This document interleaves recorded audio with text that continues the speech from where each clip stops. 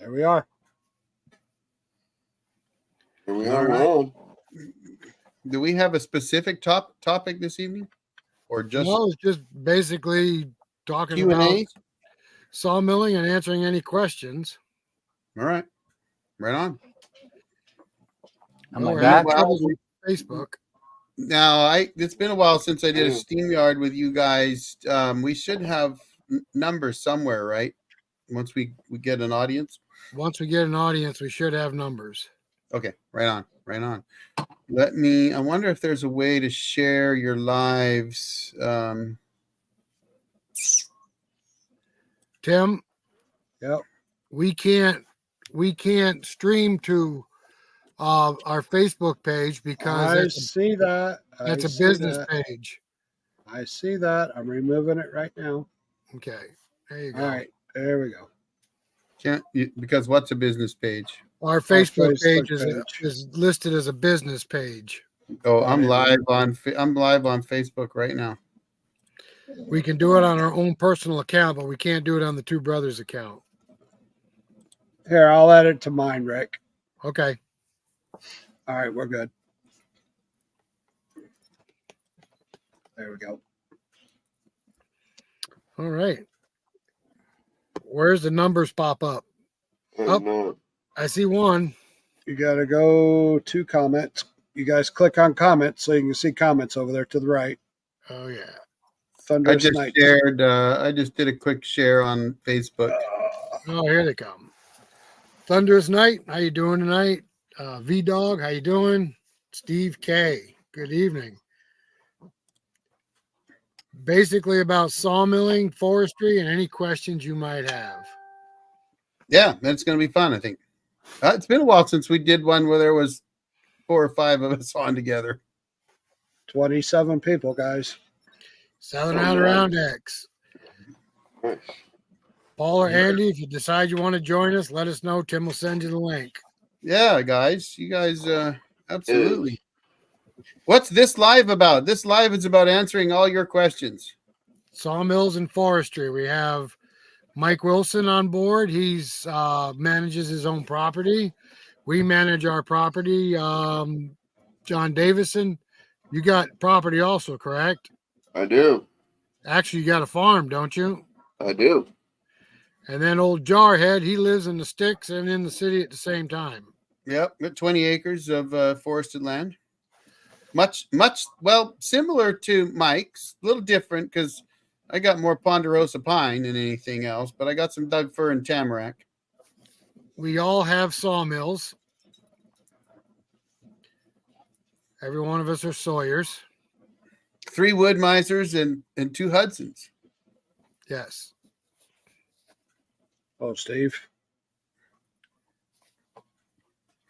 Right on. So do we, and for anybody that's out there now, don't be shy. It's always fun to know where you're from, who we're talking to you, what kind of mill you got, and what questions you got. What part of the coast do you work on, if I may ask? Who are you asking? Mike and I are both on the West Coast. G-Boz has got 160 acres. Boreal and actually, Mike, you're probably down closer to Yachats, whatever the heck it's called, aren't you? Isn't that down there? Close to the Oregon-California border. Isn't that where Yachats is, or whatever it's called? I'm not sure about Yachats. I've heard the name. I have too. There's a lighthouse there, I think. So anybody that's joining our live, at least give us a hello so we know who you are. We can't see who you are or if you're even here if you don't say hello or hi. Okay, and I just realized, Rick, that I had it on the private chat. They're all over in the regular comments, so apologize. The old Jarhead's a little slow, folks, but to answer that school question on forestry, reach out to your whatever local schools you have. Usually there's a forester program there. I have personally worked with the forester at WSU out here in Washington State. Always great guys, but honestly, I would just look at what schools you got close. He's asking Wilson. He wants Wilson's answer. Oh, Wilson. What did V-Dog ask? We got a guy here from the Philippines. How you doing tonight, Kano Bill? B-Dog wants to know what part of the coast you work on. What part of the coast Wilson works on. There, I'll go back to it. There we go. Yep, I got it right here. Yeah, it was Wilson.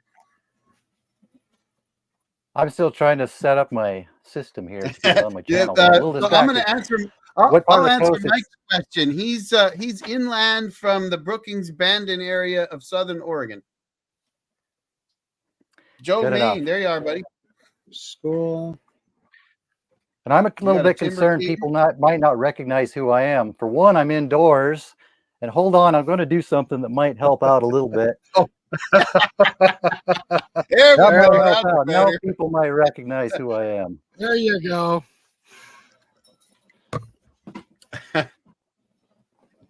We got Central Canada on 160 acres. Manitoba, that area? Where you at?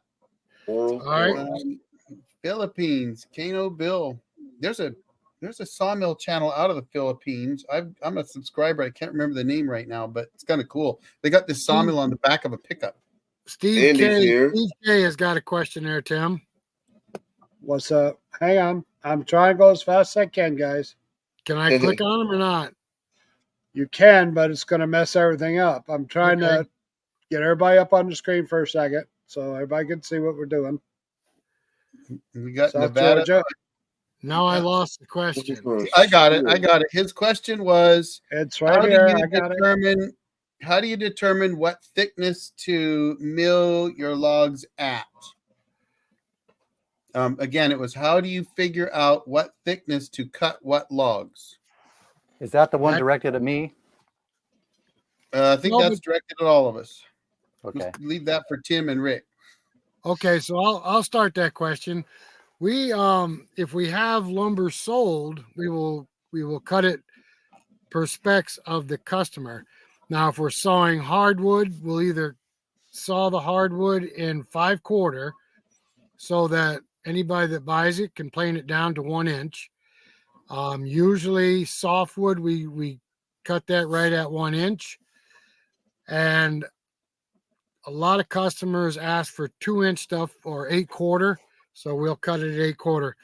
But we don't generally cut anything at 8/4 to put out for sale unless it's really, really wide. If we got a real wide piece, 28, 30 inches, 24 inches, we'll cut it at 2 inches thick because people buy it for countertops, bars, and tables. Anybody else want to throw something else in there? Go ahead.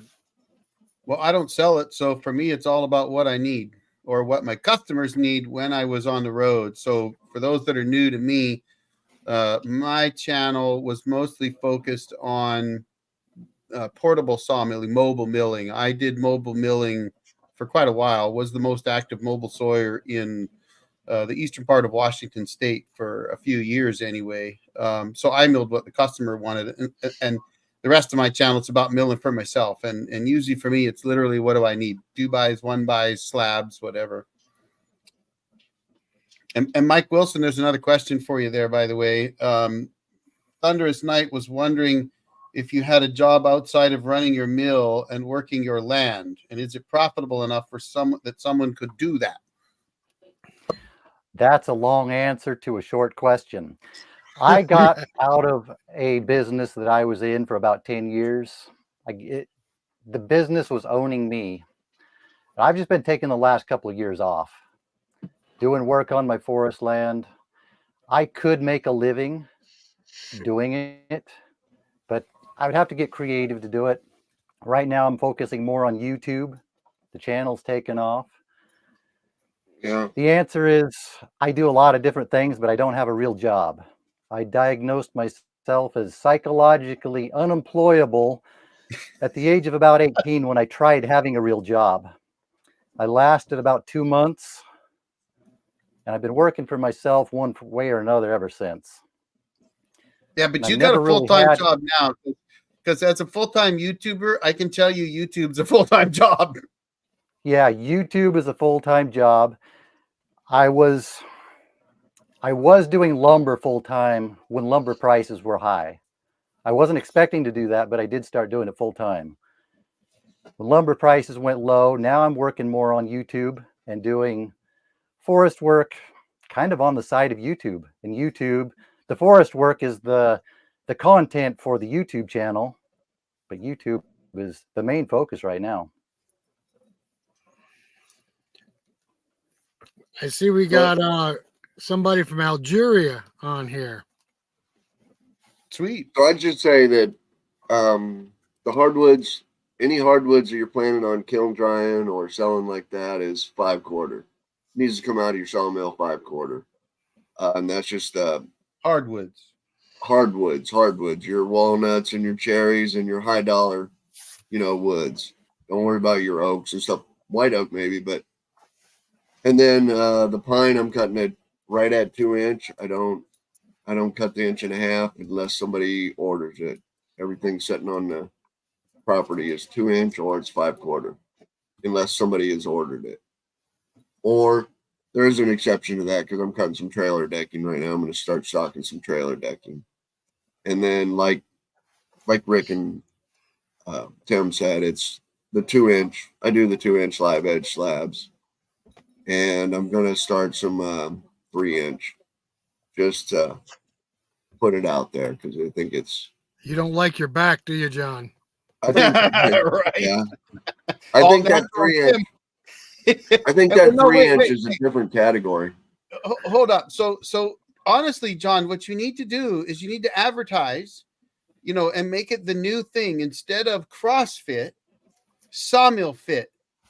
Yeah, right? And people will probably pay you like $50 a month to come and haul 3-inch slabs around.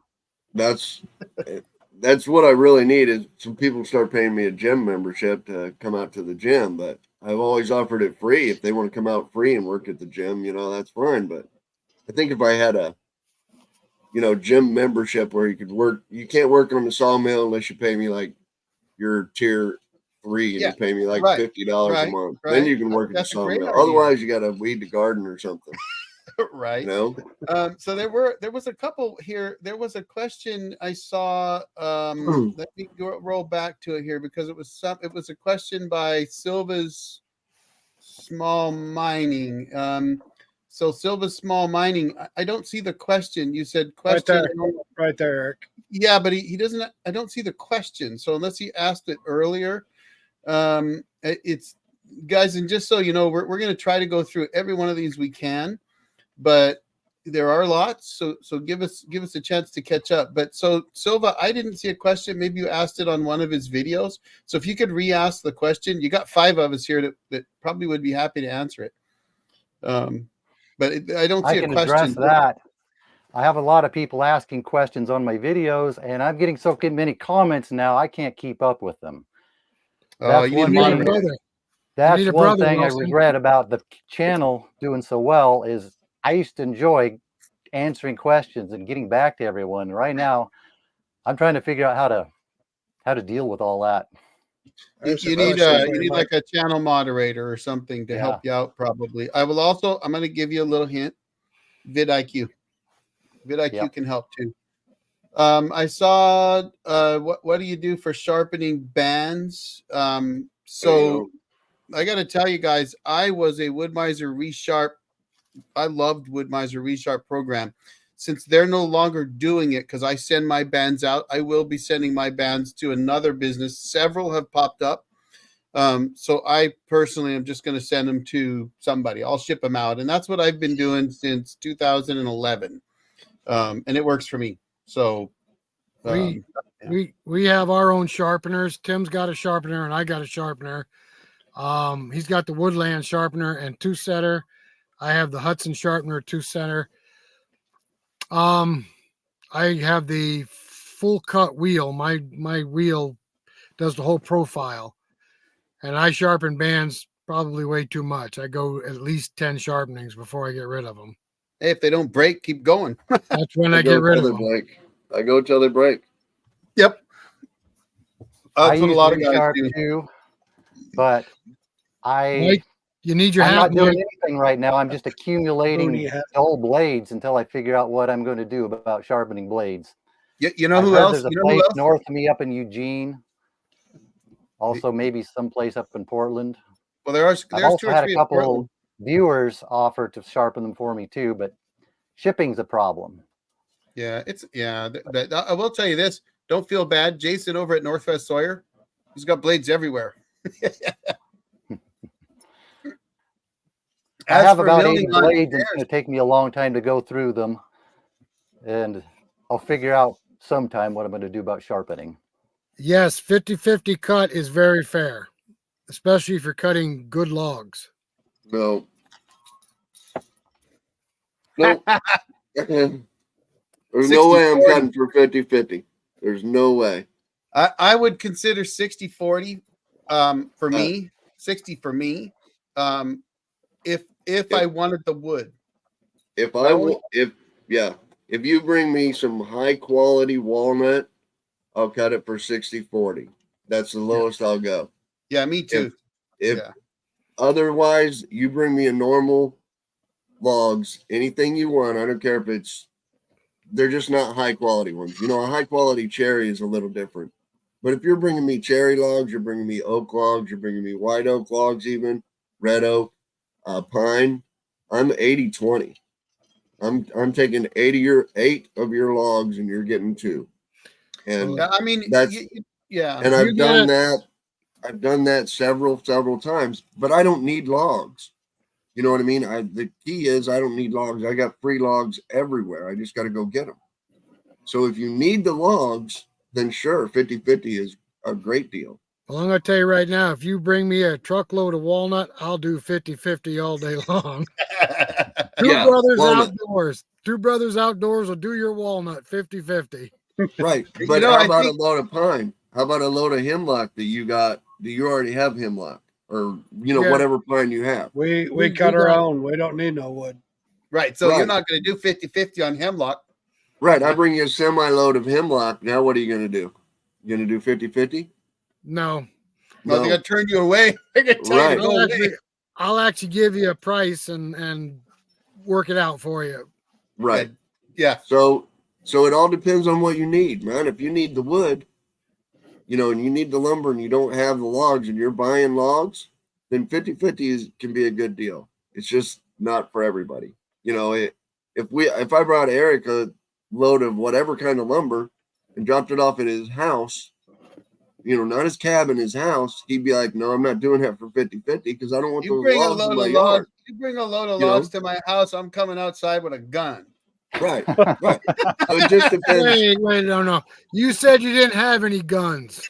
I don't. Wait, let me rephrase that. Pew, pew. Right. I think it all depends on the value of the wood. A load of logs to my cabin, and you want to bring me some nice Doug fir, all minimum 9-inch diameter.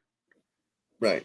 I might be tempted to cut those, but I'm not doing them at 50-50 unless you're doing a hell of a lot of work for it, because that's a lot of work. Yep. And then I'm going to tell you that I mill, I wouldn't want to do it for 50-50. Yeah, so I'm going to say even if I didn't have logs. So let's go back to the question though. The guy that asked the question was just doing it for friends, for himself, and so I would agree with Rick and Tim on that. If you're just doing it for friends and for yourself, and you're not trying to earn a living on your sawmill, then 50-50 be perfectly fine. Honestly, it's going to be fun. You're going to get some good lumber out of it. You got free logs, no problem. I think the thing is the 5 of us have all earned a living on our sawmills to some degree or another. And when you start doing it as a business, boy, things change a lot, because you got to pay the bills, right? When you blow that tire going down the highway at 70 miles an hour on a 150-mile road to get to a customer, somebody's got to pay for those new wheels and tires and fender and to fix your hydraulics, right? Right. So you ain't doing it for free. Right. So if my neighbor brought me a log, I'd do his log for free. You know what I mean? Gladly, I do. Yeah. You know what I mean? I always charge him. I charge him. I had a neighbor bring me a nice piece of walnut. I charged him $100. Oh, I'm going to charge him, but it's not going to be money. You know what I mean? I'm going to be hey, can you wash my house for a week? Hey, can you mow my yard when I'm out? You know what I mean? There's going to be a charge, but it's a neighbor thing. Right. Hey, I need a case of beer. Do you have one? Yeah. But Silva's burned through 4 bands Do we want to start the chuckling now? I've got Yeah. 75 bands and they've all been resharped 3 or Four. 4 or 5 or 10 times. All right, I don't understand the question up there on Steve K. Is the whole question there, Tim? That's Tim and Why Rick, it. do why do you you bring logs? lengthwise? Oh, because you're putting them in. It's the way they're. It's. I'm gonna answer it for you guys. It's the way they're set up. They're set up to push the log straight in from the end of their The mill. log arches. Yeah, that's easier Yeah. for us to do that. We keep our logs totally off the ground. We have no dirt on our logs at all. That's why we bring them out of the woods at length that we're going to cut them. Yes. Yes. No one sharpens at home. Yeah, Yes. yeah. Rick and Tim sharpen at home, and I sharpen at home. Yeah. There was John, another. There was John another has the question. same thing I do. There was another question too. How to at sharpening on a bench grinder. We tried everything we could to get away from buying a blade sharpener. Doesn't work. Nope. We've tried files. We've tried round files, Dremel tools, bench Dremels. grinders. I watched every single video you could think of on sharpening blades without actually buying a sharpener. Bite the bullet. So, yep, bite the bullet. They're less than $1,000. The Woodland Mills is less than $1,000 anyway. And it worked You know. very well. Less than $1,000 for me to send my bands off to somebody too. Yeah, but you've spent more than $1,000 on your bands sharpening. No, I haven't spent that. I guarantee you have. No, my customers did. Oh, well, Those less than there you go. $1,000 ones, do those do setting too? Yes. But you got to No. buy the setter. You have to buy the Gotta buy- setter separately. but the setter comes in at $1,000 price. Correct. The Woodland Mills Grind Lux is like whatever 600, 700, and then the setter is like 150 or something. You know, I don't know the prices, but it's less than $1,000 to get a setter and a sharpener. And there is sharpeners out there. Hudson has a hand sharpener, which I use. It's like a chainsaw sharpener. It doesn't feed through automatically. You got to feed the blade through yourself. And that has a full dress wheel. In other words, it cuts the whole profile of the tooth. But that works very well. And I think that's under $600, isn't it, Tim? Yes. Yeah, Well, and I there mean is- Woodweiser has one too that's down there, don't they? They have Yeah. like $1,000 one. Yeah, it's Manual like one too, I think. 150 or whatever. They do have I a mean- less expensive one. You can spend tens of thousands of dollars on sharpening equipment. I mean, it's out there. Yeah, I'm going to be honest with you guys. As far as sharpening goes, I don't want to sit around in my shop sharpening bands in the evening. No, it's I will tell you this today, because I'm not on the road, I might consider it because I go through a Yeah. lot less bands. I mean, I might only go through one band a day right now. and you're not on the road. That's the Yeah, key. I'm not on the road. Yeah. You So know? so for those that don't know, John and I've had a discussion in my members side of my channel about something that's coming up. And one of them was the battery. And he had mentioned that if I was on the road, I would buy a new battery. And he's 100% right. So there is a bit of a difference in what you're going to do based on whether you're full-time cranking out the logs, especially if you're on the road, like I was, thousands of miles. Like I told my LT40, literally tens of thousands of miles. You're going to have everything. You're going to do it all, and you're going to send your bands away. Today, because I'm not doing that, I'm mostly just milling for myself, and I may not mill for anybody this year but myself. I could see doing my own bands with a less expensive deal, because I might only run through 1 or 2 bands in a day, rather than I've actually run through 8 bands in one day when I was milling on the road all the time. So Okay, but Eric, when I had the commercial mill, that was part of the milling. At the end of the day, you had employees though. true, but it's still at the end of the day, the blade had to be sharpened or the teeth had to be changed. And I could sit down at the end of the day when we're milling here, I can sharpen a blade in 10 minutes. Really? And the sharpener that John and Tim have, they can get it started and walk away from it. And it'll shut off when it's done. Oh, really? Yeah, I mean, mine that'd takes be something to mine consider. literally takes 2 minutes. Yep. So Really? set the teeth, put it on the sharpener, and walk away. Yep. Wow. I never have more than one dull band sitting around ever. Really? Oh, Mike, Get can you done. see those questions? I'm milling a on the log at screen? home. I take the band off. I walk in the shop. I set the tooth.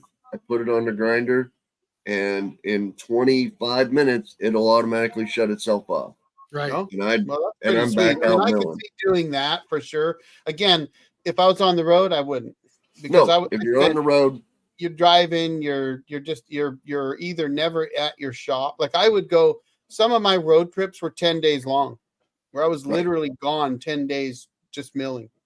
right? You know, And while you're on the road, you can stop by a UPS store and mail out your blades.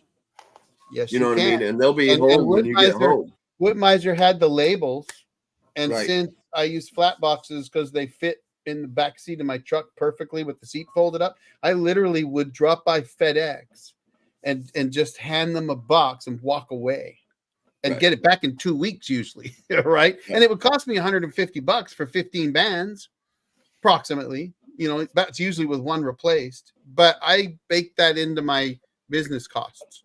So, Right. Mike, are you seeing these questions for you on the bottom of the screen? Yeah, I was waiting for an opportunity to answer the one. You from take Hunter it, sir. tonight.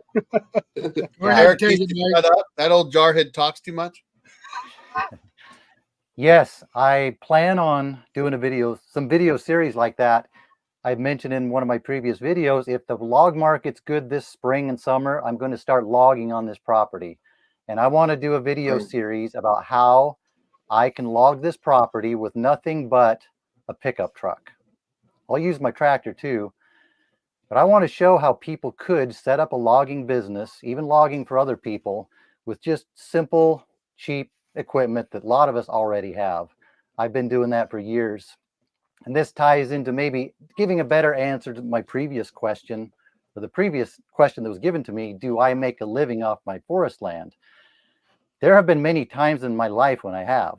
I started out that way. I started out working for my dad, who he still makes his living off the forest land. He's done that ever since I was a kid. I've gone off to other businesses at times, but sometimes I do go back to making a living off my forest land. I will probably do more videos about that in the future because I think there's a lot of people who would like to be able to do that. It's on my list of things to do if I can get the time to do it. And it's on his list of things to do, to film that on my forest land north of him. It always goes back to that, doesn't it, Eric? Hey, how many hours are you away from me? What's that? How many hours? How many hours away are you from me? Well, my property's probably not more than 12 or 14. Oh, that's all. Piece of cake. Hey, I offered to bring my bigger sawmill down to your coastal property. I will drive my sawmill with my camper to your coastal property where you got logs that are too big for your little tiny little LT15, and we'll use the big sawmill, the big brother. I'm just saying. We might have to cut those ones down for your mill too. Hey, you could. Okay, so we got another question up here. What's the best thing to do with big logs? Personally, if we get a big log, we will saw it 2 inches thick into live edge slabs because we can most likely sell it for an Adirondack bar or a table or a deer camp, and we have no problem getting rid of wide live edge slabs. We get good money for them. If they're pine, I second that. What if they're pine? We've sold pine. We've pine live edge slabs too. Big big ones. Absolutely. Yep. I've also done wide plank flooring, but honestly, big, thick, live edge pine. Yeah, people love it. We love slicing up big burls too. That's really cool, right, John? Yeah, I like the big burls. Those are cool. We cut a burl last summer. It had a Sasquatch in the middle of it. Yeah, I saw that. Yep. Yeah, John, I actually some of the widest, biggest pine I've done is usually blue stain, either 2 or 3 inches thick. I've done just shy of 28 inches, and several of them for one customer. And they were going to do bar tops, countertops, you name it with them. They love them. I don't know. I just couldn't see any selling here. You know, that when I can do a nice, beautiful white oak or a nice beautiful walnut or a nice beautiful cherry slab, and somebody wanting a pine slab just isn't, Yeah, what I but mean? you're in happening the around you're here. in the land of hardwoods. Mike and Right. I are in the land of Right. big softwoods. And I that's can why I sell was blue asking. 'Cause I pine didn't know. slabs here all the time. Blue. Not all the So time, but a what? couple years ago, they were a hot item. So People really what like kind? those blue pine slabs, but we don't have the Blue. hardwoods here. Blue pine. Well, see, John, we live up in the mountains in the Adirondacks. Everybody's got a camp up here. Everybody's got a bar up here, and everybody wants a live edge slab to make a bar or Right. table. And like I said, we have no problem getting rid of wide slabs. So We can- so I here's your understand that, but I just didn't know it was I want to pine answer too. I want to answer Steve K real quick, but I'm going to do that. Steve, I'm not going to say it verbally because I happen to be sitting at my desk. So hold on. Let me see if I can get this for you. Can you see it all? That's most of what I use right there. Oh, wait. And this. I'm a GoPro guy. Oh, there you got the Rode. Rode wireless. Yeah, honestly, Rode wireless I go do to. I use my cell phone sometimes, but I've got 4 GoPros and then a Canon, my wife's Canon 35 millimeter digital, and cell phones typically. We use cell phone exclusively. We use microphones when we're doing our openings and closings, but we take the microphones off during when we're machining because the machinery affects the microphone.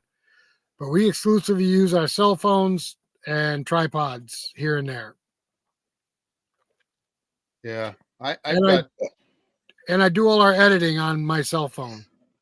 Oh, you do it on your cell phone. Okay. Yeah, I run 2 tripods, a magnetic mount, a clamp-on mount, and then I've got backup magnet mounts as well with some goosenecks that I use on clamp-ons and magnet mounts. So yeah, and I'm running. And I also do all my own editing in DaVinci Resolve. Well, I can always boil mine down to I have a Tim mount. Tim mount, right? Now, Mike, you're using 2 or 3 cameras now. You used to only use 1, but I've noticed you're using more now.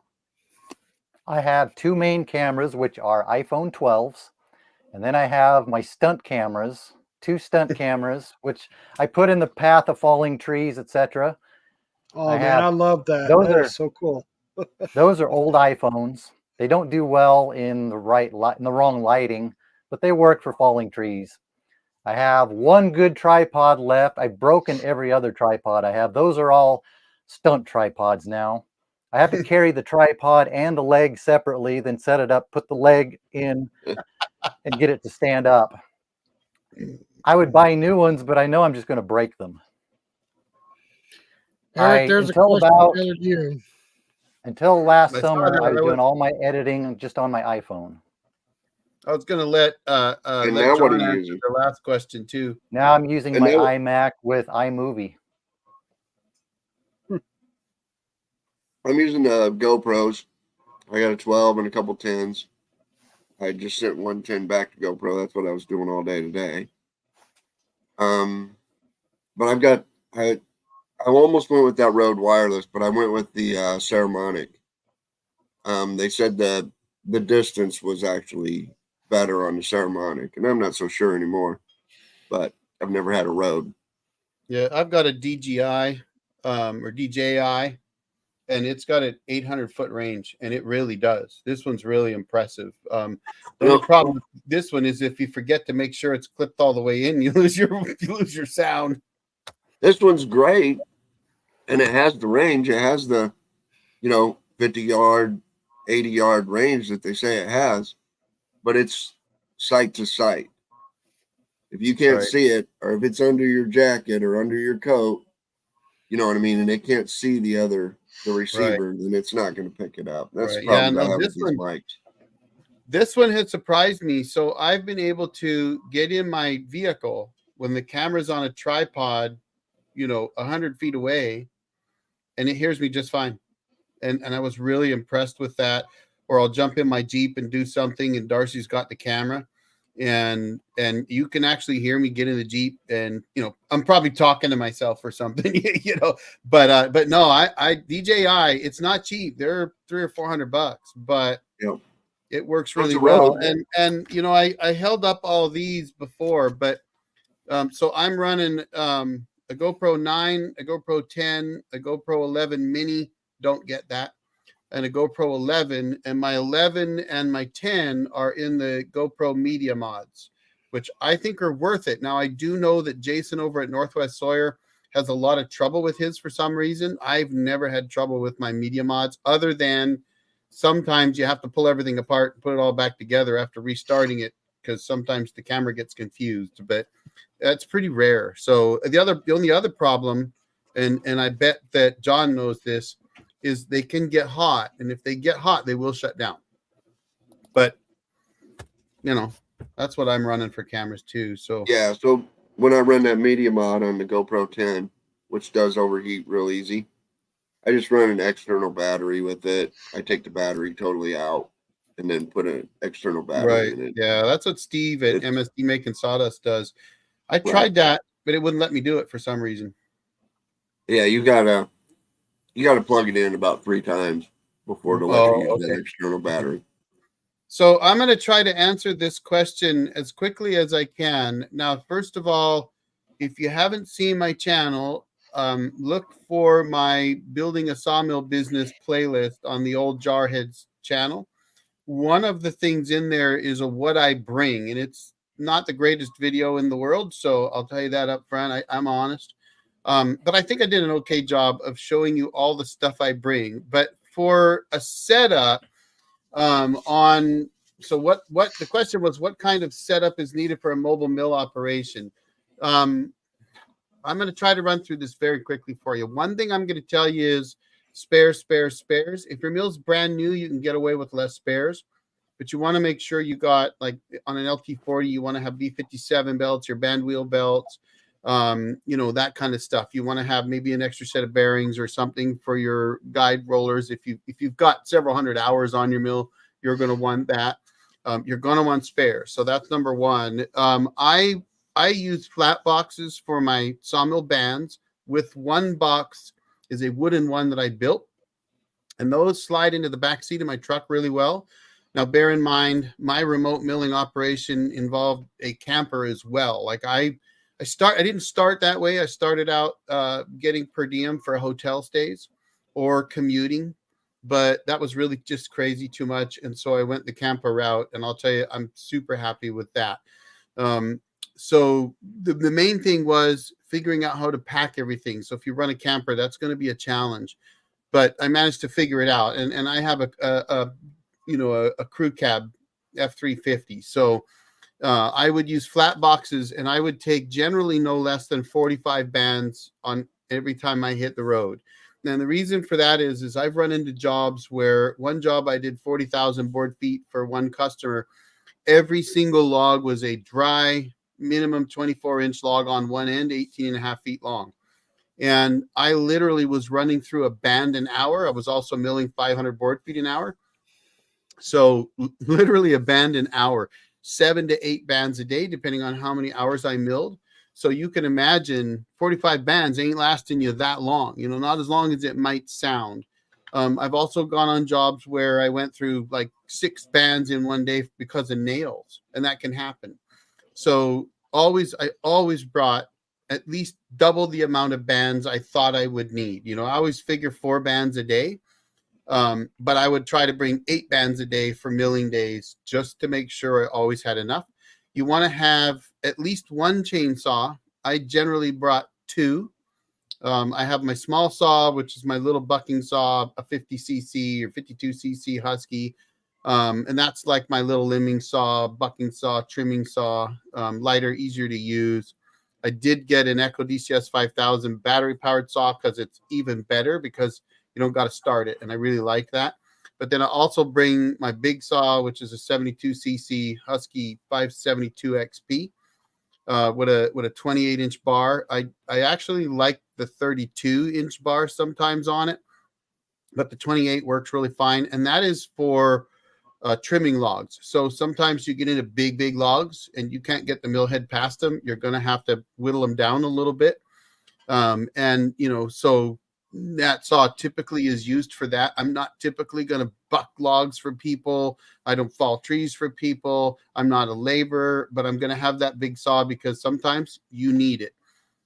Sometimes you get a log that's bent and you're just going to have to take an end off. So a small saw, a big saw, that's my preference, not everybody's. Spare parts, twice the number of bands you think you're going to need. I like 2.5-gallon gas cans. They're easier to lift up when you're filling up the mill. So I use fuel packs. A company called Rotopacks makes them, but you can get any kind of gas cans. You just have to have a way to carry them. I always typically take an extra 5-gallon jug for water. I use a gallon jug of Pine Sol. No, I'm not a diesel guy yet.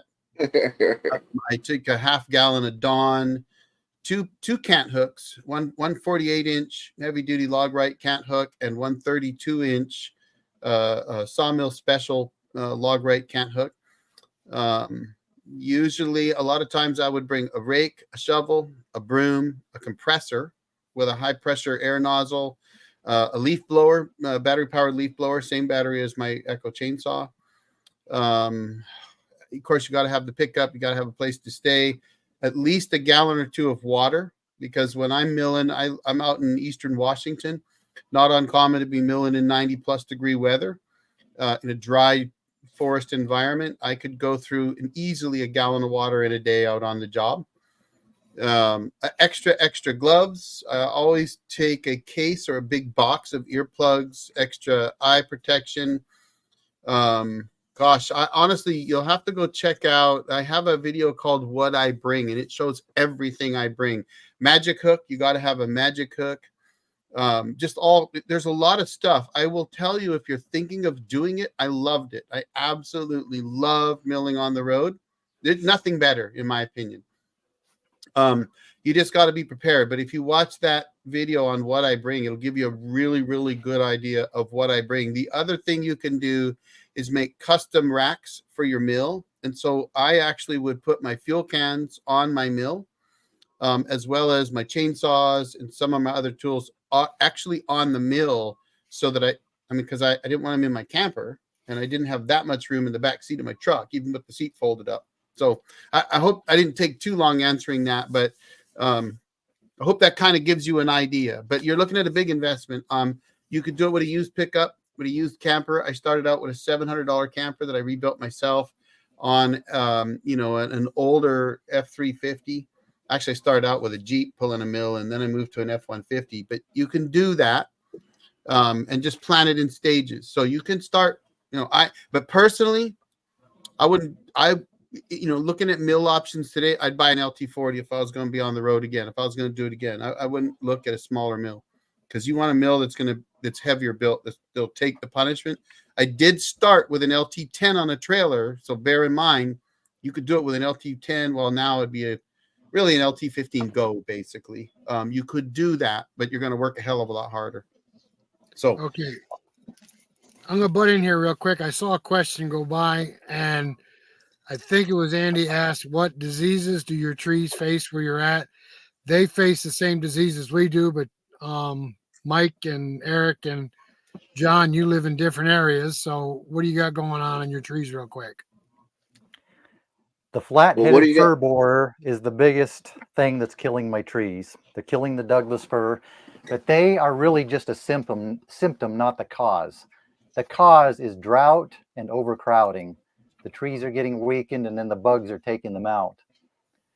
I don't really have any pathogens that are really killing the trees that are healthy and not drought stressed.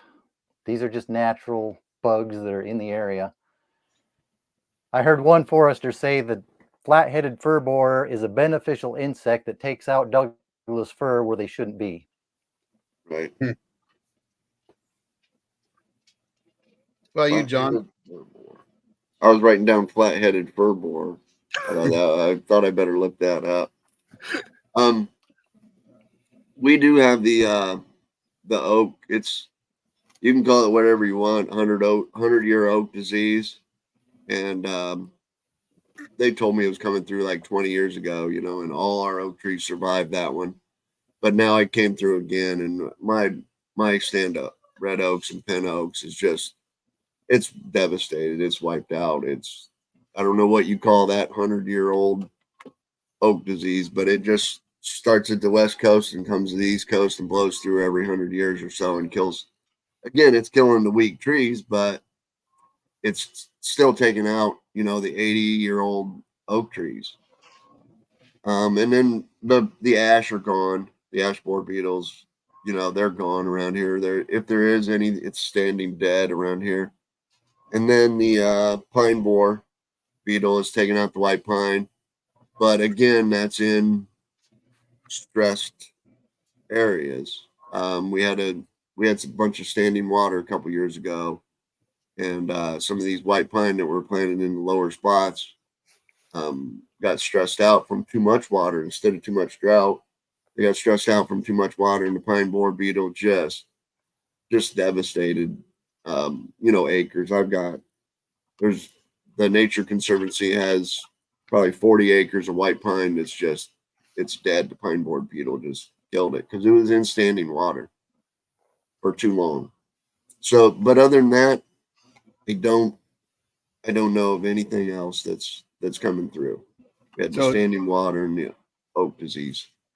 So you're probably hearing a bit of a theme here, but I'm going to say, you know, for me, pine borers are a bit of a problem, and I've also got some type of root fungus that I've been working with a forester who's one of my channel members or one of my channel subscribers to figure out. But stress is a big major factor, and so I'm actually doing a Department of Natural Resources thinning project for that very reason, trying to cut down on really you get your forests get too thick, too much undergrowth, too much fuel. Not only are forest fires a big problem, but then also things like the pine borers or the flathead, fir borers, root rot, root funguses that can come in and kill your trees. And so I'm dealing with a bit of both. I had a fungus killed, two big fungus killed Doug firs.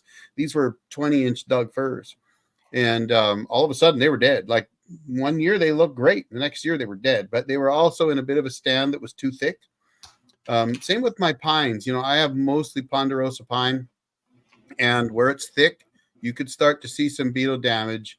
Usually you'll see like a pitch pocket on the side of the tree, and that's the pine borer tries to get in there, and the tree tries to defend itself. So that's kind of the problem I'm faced with, and just constantly working on trying to thin things out and clean up the forest, so that because basically, folks, if we don't let them burn, then we got to take care of them ourselves. And so that's kind of, Mike and I are in that same boat out here on the West Coast.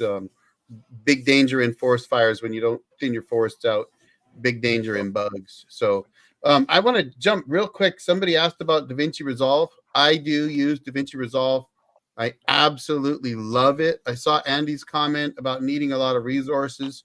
I run a 8-core AMD processor that's probably 2 years old now, with 32 gigs of RAM, and I've got about 10 terabytes of hard drive space with a decent graphics card. It does take some pretty good resources, but you can get it for free, and it's one of the top 2 editing programs out there. So in my opinion, it's worth it. So 2 questions with 1 from me. Back to the bugs. We do have the emerald ash borer that finally made it to the West Coast. So our ash trees are probably toast. I only have one on the property here, so I don't have to worry about it. But they say in 10 years, there will not be a ash saw log left in the United States. And witnessing what we've seen on our property, I would have to agree. Yeah, they're gone. Has YouTube helped with the sawmill business? No, ours has actually been the other way around. For me, it did. Absolutely. 100%. But I used it as an education tool for my customers. It hasn't helped me really sell lumber, but it distracts me from sawmilling. It slows me down, but it also provides another income. That is true. So It allows I used to YouTube be, allows me to do things out in the woods that I wouldn't normally make money on, but I get revenue from YouTube, which helps me in the woods. Yep. I would have answered just like Rick and Tim did just a minute ago. No, YouTube hasn't helped me, at all in my business. But now, just like the old jarhead, I put a video out about, safety around mobile milling, and how you should set up for mobile milling. And people are like, hey, I watched your video on how to set up, and I'm real close to that. Can you come out and, give me a few more pointers? Or the other day, I had a guy, he says, hey, I got some red oak logs and I didn't know what to do with them, some pin oak logs. I didn't know what to do with them. And then I saw your video about the live edge reverse board and bat. He said, can you come do that to my logs? I'm going out next weekend and doing that to his logs. And then the other one was a guy wanted a walnut cut out. And he said, I'm kind of in a hurry. He says, but I'll wait if you'll film it. And I was like, what do you mean? He says, well, I want it recorded that you picked it up from my yard. I want it recorded that you hauled it to your mill. You know what I mean? So that when I make a table out of this, I will include a little disc, you know what I mean, of your YouTube video making that log from my yard, and I'll have it right on the coffee table when I turn that walnut log into a coffee table. You know what I mean? And it's like a generation thing. His grandpa planted it, you know what I mean, or something like that. And Right. So I don't know if that's helping the business, but it makes you feel good, Yeah. when somebody does that anyway. This next question, I'd like to unfairly answer that question first. The most we've cut in a day was 51,000 board feet. That's cheating. That's not your mill on YouTube. On my band mill, the most we cut, I think the Locust, we cut 550 board feet in an hour. We were cutting 4x4s. How much did you cut in a day? I have no idea. We didn't go a whole day. We're only good for a couple hours, Eric, and then we're done. We're retired. Well, I'll wait to answer that. Give everybody else a chance. I got the higher production mill. I usually don't keep track of how many board feet I cut, but I think I've done about 400 in a day before on the LT15. But I'm usually not milling all day. How about you, John? It's not even I don't even know how that's a fair question, but but I've cut like 4,000 board feet in a day.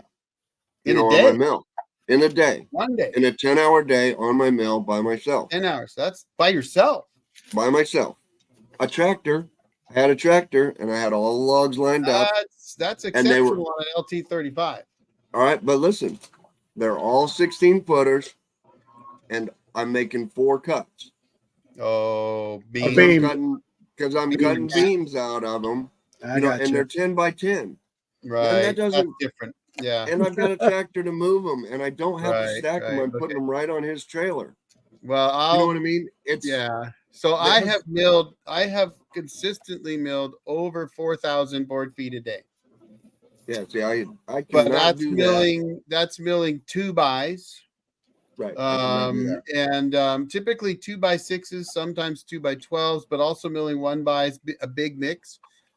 However, that is not my typical day. So the question was, how many have I milled in a day? Yes, over 4,000 board feet and on multiple days. But that was with those logs I mentioned earlier, which were minimum 24 inches on one end, 18.5 feet long, with a 6-man off-bearing crew so that the 2 off-bearers could be relieved regularly, a heavy-duty front-end skid loader, and a forklift, and a customer who was a heavy-duty mechanic and a hard worker who, when I did band changes, they actually cleaned everything up for me so that when I pulled the band off, the only time it took me to change the band was the time it took me to walk back to my band box and grab another band and bring it back to put it on. And so band changes were about 5 minutes long. And I did a band change an hour, and I was milling over 500 board feet an hour. That's on an LT40 standard. So we were hopping. That's seriously hopping. The most I milled in one day was 9 hours. So over 4,500 board feet in that day. But normally, I will tell you, normally I mill somewhere around between 2,000 and 2,500 board feet a day when I was milling for my business. Today, I probably won't mill more than 300 or 400 or 500 in a day at best. If I actually milled 500 in a day today, I'd be surprised. And that's probably milling D logs. If I got 10 D logs in, I might have 500 board feet, but I'm milling for myself now. If I go back on the road, though, I typically mill about 300 board feet an hour over the course of 6 to 8 hours. And I didn't sell it. It was all for the customers. Who are all the people here? Arrowhead Woodsman. Hey, buddy. Nice to see you.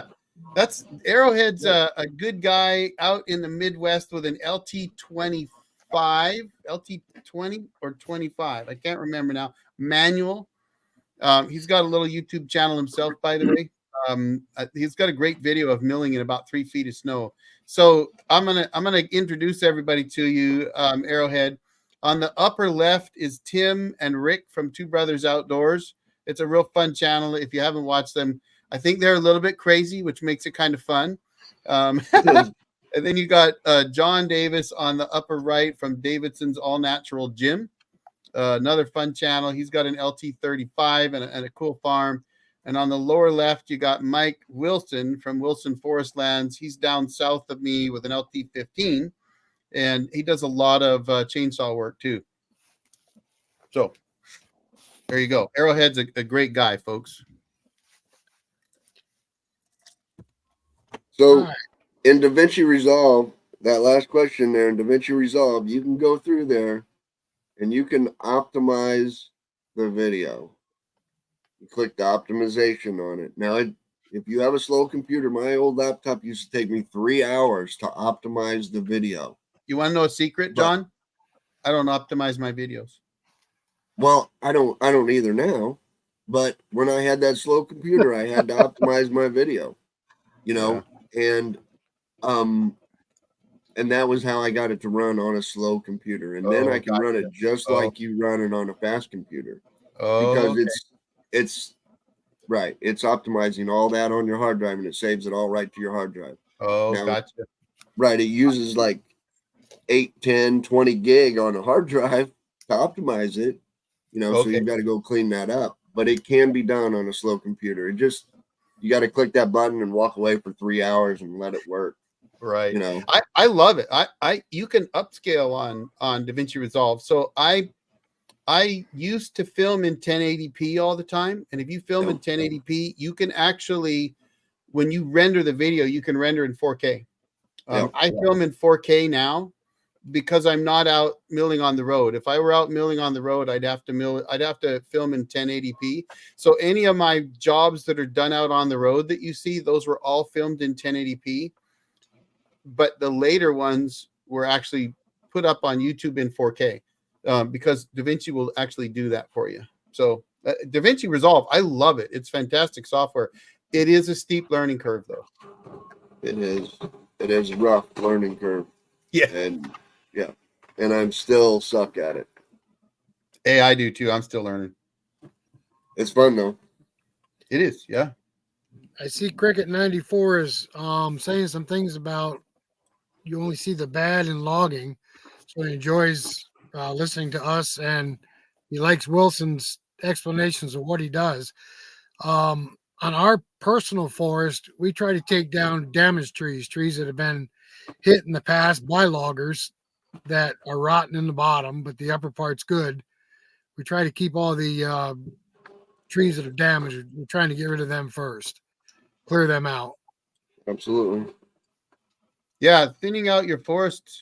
Mike Wilson talks about this a lot, and I really actually appreciate that he does, because I don't focus on that on my channel, and we're all different. So for those that don't know, some of us, we all kind of have slightly different channels. But Mike is 100% right, folks. You have to take care of your forests.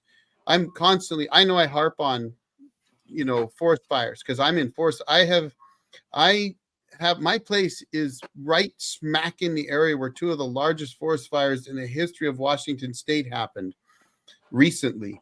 And I got to tell you, if you don't take care of your forests, well, that's what you're going to get. And Nature I know will take care of it for you. Oh yeah, it will. Nature will do it. I'd watch that short. Make a short video of him prancing around his mill in a pair of the I would watch that. Pants. No yoga pants. Now I got a friend that has a business called the Angry Gnome Gunworks or something like that, and he said he'd put a Borat suit and run around, but I really don't want to break the internet, people. So I have personally, if Tim's not going to do it, I'm not going to do it. I'm not doing it, Eric. I'm not doing it. I can't get Tim to do it. Nope. You want to get millions of views? I'll tell you how. Yoga pants, baby. I spent the extra money on an LT40 Super. Yes. Yes. Yes. Yes. Can I say it one more time? Yes. And wide. Would I get diesel? Eric, are you sure? No. Yeah. How about?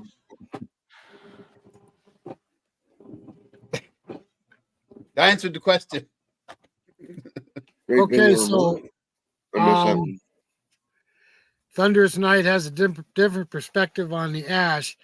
You might be correct on the ash, but as the older trees are dying, the younger trees may be able to survive the beetle, but in 10 years, they're not going to be ready to log or to produce saw logs. Right. So the perspective of in 10 years, there won't be a saw log available, I'm thinking is probably pretty correct. Right. It's not saying there won't be an ash tree available.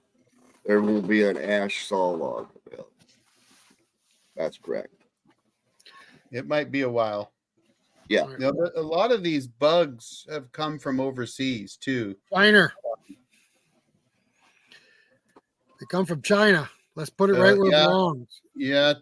Yeah. I think, though, isn't the big problem in Colorado, wasn't that a Japanese pine borer or was it Chinese pine borer? I can't remember. Hey, see you later, Arrowhead. You're probably working, so thanks for being here, buddy. And I saw that LT28 comment. Check out those other channels. How do you get YouTube to push the videos? Seems I've locked down right now. Boy, I could get into that one for you. That's a long answer. Yeah. Really? I don't think it's a long answer. You could answer it in a short form. So I'll give you my shortest possible answer on getting YouTube to push videos. Consistency and understanding that for every 100 views a video gets, you will get 700 impressions on another video, though I haven't quite figured out which that another video is. So consistency is super, super important. And then you have to have an average view duration of at least 50% or greater, at least at some point in your YouTube journey, in order to start building up that bank of impressions that you can get. Eventually, those impressions will die. So when your video goes out, if you get a 50-60% average view duration, which is hard to do, by the way, then you're going to get a lot more views, especially if you have a high click-through rate, which means a good thumbnail picture. Eventually, though, if YouTube blasts it out, I had a recent video that got over 52,000 impressions, which my channel's smaller than Mike's. We used to be about the same, but he's killing me right now. But he's doing good. But so what happens is your average view duration tanks when it starts to really hammer that video out, and then it'll cut you off, usually at 25, 20, or 15%, depending on where you're at on your journey. And so the key is to put out, you have to put out content that's in the genre that your customers, your viewers, your subscribers actually want to watch. So if I put out a sawmill video, I know that I'm going to get lots of impressions and lots of views. If I put out a cabin video, it's less likely to happen. So if I put out a sawmill video, I'll bust 1,000 views very, very quickly, and then it can continue and get 20,000, without too much trouble. If I put out a cabin video, it may only go out and get 200 or 300 views and then stall out for a while before it starts to grow. So that's the shortest answer I can give you. The answer I have is I try to make videos that people want to watch. I make headlines and thumbnails that will get people to click. That's what I focus on. And like Eric said, they have to be in the genre. Except for that bear video I did. It took off even though it wasn't related. Mike, If I I got to do tell you any though, kind of video that's not related to my other one, it usually doesn't do much at all. Yep. Mike, I got to tell you though, you're probably one of the best storytellers I know. Thank you. Right. Yeah. And that's the simplest answer right there is you have to make better videos because YouTube doesn't push anybody's videos. The users drive what videos YouTube shows them. Yep. And if you're watching my videos, then you've got to come and find them because YouTube's not going to push my videos to you because they suck. But if you're watching Wilson's Forest Land, who makes good, high quality videos that people want to watch and they're interesting because he tells a story and he knows how to do it. And he's an interesting guy, you know what I mean? And makes high quality videos. That's what you have to do. YouTube doesn't push your videos. People find the high quality videos. That's my One of answer. the things that helps me is the commenters, because when I'm making a video, I'm thinking about all my regular commenters. And when I'm talking to the camera, I'm talking to those people. Yep. It makes it like a two-way conversation. Yep. I don't think the commenters realize how much they help me out. Yeah. The one thing I will tell you, you also have to find your niche. The one thing you'll see about our 4 channels is they're all different. And the key is to find out where that is for you. Like mine was mobile sawmilling. And so that was my niche. And I'm slowly moving it into sawmilling and off-grid cabin building because that's really why I started sawmilling in the first place. But that's my niche. And Mike's is different. His is more forest land management, logging, sawmilling, selling lumber. It's a slightly different area, like two brothers, 2 sawmills, 2 brothers. They're doing their own logging with ATVs and log arches they built themselves, and they're milling and selling lumber typically, right? And then John, his again is different, where he's running an LT35. He's making lumber to sell to customers. He's got his farm. So you got to find your own little niche. You got to be able to tell a story. And something else that I was told that I think was one of the best things is forget the algorithm, because the algorithm is actually the people watching your video. They're all that matters. Exactly. Yep. The algorithm is irrelevant. I'm a firm believer in that. Yeah, it's not the important part. If you put out The high quality algorithm's videos, set up people to find feed it. people videos they want to watch. So make videos that people want to watch and forget about the algorithm. Algorithm, let it do its job. Right. But experiment. And so I think Mike and I hit on this a little bit. You can have a video that'll go out and get thousands of views. And if you put those videos out all the time, they will. But it's also good to throw out something different from time to time, not regularly. You need to put your regular stuff out on a regular schedule, but throw something else out once in a while, because you never know what people might want to watch, and it helps to experiment. That's what I'm doing with things like the one I did today, like evergreen versus deciduous. It's not my usual working in the woods. It's just a little something else I'm experimenting with. See if people are interested in that. Yep. I was. Just saying. Help me out. I would like more time to watch videos. I spent so much time, I noticed the stutter there, editing, that I have far less time to watch channels than I would like. And that makes it a challenge, especially when you do so one thing I will tell you, multi-camera editing takes each camera takes as much time. So If I have 5 cameras, it's going to take me 5 times as long to edit a video than if I just run one. I'm There's way a load of- behind on you guys' channels. I've got to catch up on watching some of your videos. I just don't have time to watch No, all you the don't. YouTube I want to No, you watch. don't. Yep, I'm saying. Well, January was slow for us, so I got to watch everybody's channels, but things have picked up drastically in the last 2 weeks, so we're in the same boat again. Right. It's tough. That's why these things are fun, by the way, Rick. Yes, Because it gives us a chance to just sit and chat together and enjoy absolutely. something separately from actually trying to build a video. Now there's So- a loaded question right there. What are you selling 10 by 10 beams for? What kind of wood, what area you're living in, and how long? Because all that makes a So- difference. It's probably from when I was talking about the 10 by 10 cutting 4,000 board feet of 10 by 10s. They were Well- white pine. You know what I mean? They were white pine logs. I went in the woods, got the logs myself, brought them back. They were 16 foot long.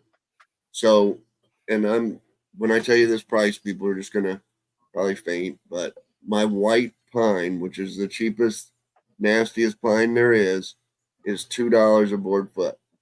Green, straight off my sawmill, and that's the cheapest wood I have is $2 a board foot.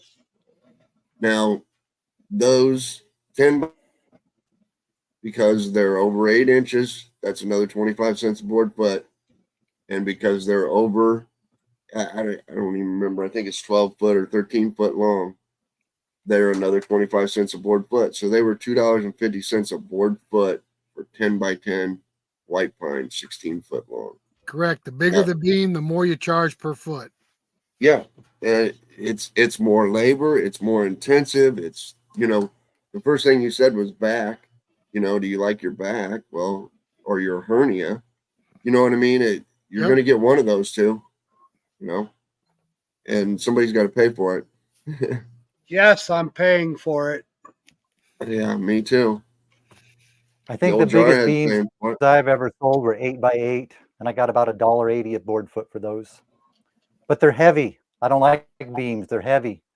Most of the time, what my kind of tractor's wood? out in the woods doing the logging, so I don't have it at the mill to do the material handling. And I want to keep my back, so I haven't been doing beams. I don't do What kind of enough wood to was it? justify getting more material handling equipment at the mill. It's people don't realize how heavy wood actually is. We've had people request countertops 4 inches thick and 30 inches wide, hardwood. Who's going to pick it up? It always Oh, ends unless up you have a being me tractor. who has to pick it up. That's why I quit doing them. I know. That's why you're paying extra. Eric, It's the that other simple. night when you had your live, you were talking about your sawmill business on the road. Mhm. And the question came up how much to charge and stuff like that. Now, we have a bunch of Amish around us. Mhm. And it seems like every other Amish has a sawmill. So they kind of control our prices in some sort. But I found a new way they control us now. We have a logger working down the road from us. Mhm. Right now, Eastern hemlock is in the crapper. It's a lot of people aren't even buying the logs. So I contacted the logger up the road just to get some for summer. I'm like, how much for 1,000 board feet of hemlock? $400 1,000. That's 40 cents a board foot. That's absolutely outrageous. I told him, I said, 25 maybe. hemlock's in the crapper right now. He said, no, the Amish should give me 400 for it all day long. Yep. So 400 per thou. they just pounded me in the back door along with the front door, if you know what I mean. Yeah, from an earnings perspective, that is always a challenge. So I would say then you got to find a way to do something they're not doing. And unfortunately, you're stationary. And I think that's the advantage the mobile mills have, is that if it got to the point where you can't produce a profit being stationary, you can always go mobile. But in your case, you're stationary, so you're stuck. But I would find what they're selling and what they're milling and see if you can't find something they ain't doing. And that's what I look for. They're not affecting our business because we've built up a client base that's worked really well for us. We have a few people we wholesale to that resell the wood down in the city. Okay, yeah, But- that's good. And we cut hardwood where they don't cut hardwood. They're mostly pine. Right.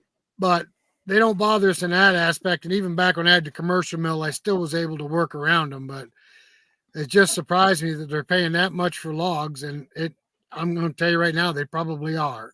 They probably just they've got a customer base that's paying them, you know, Absolutely like are. a buck a board or something. So I mean, if you're getting a buck a board foot on sales, they're cheap labor. So Yep. Right. Well, they got no overhead to speak of, so they can work for 8 cents a board foot.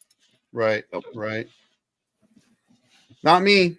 I milled So- at typically 40 cents a board foot, though I never charged by the board foot. I mean, I milled at $100 an hour, and I bumped my price to 125 right before I decided I'm not even going to mill for anybody else this year. But that's because, and you guys all know this, if you're milling for somebody else, you ain't getting your own projects done. So I had to put a hard stop on it and say, I've got to mill for myself.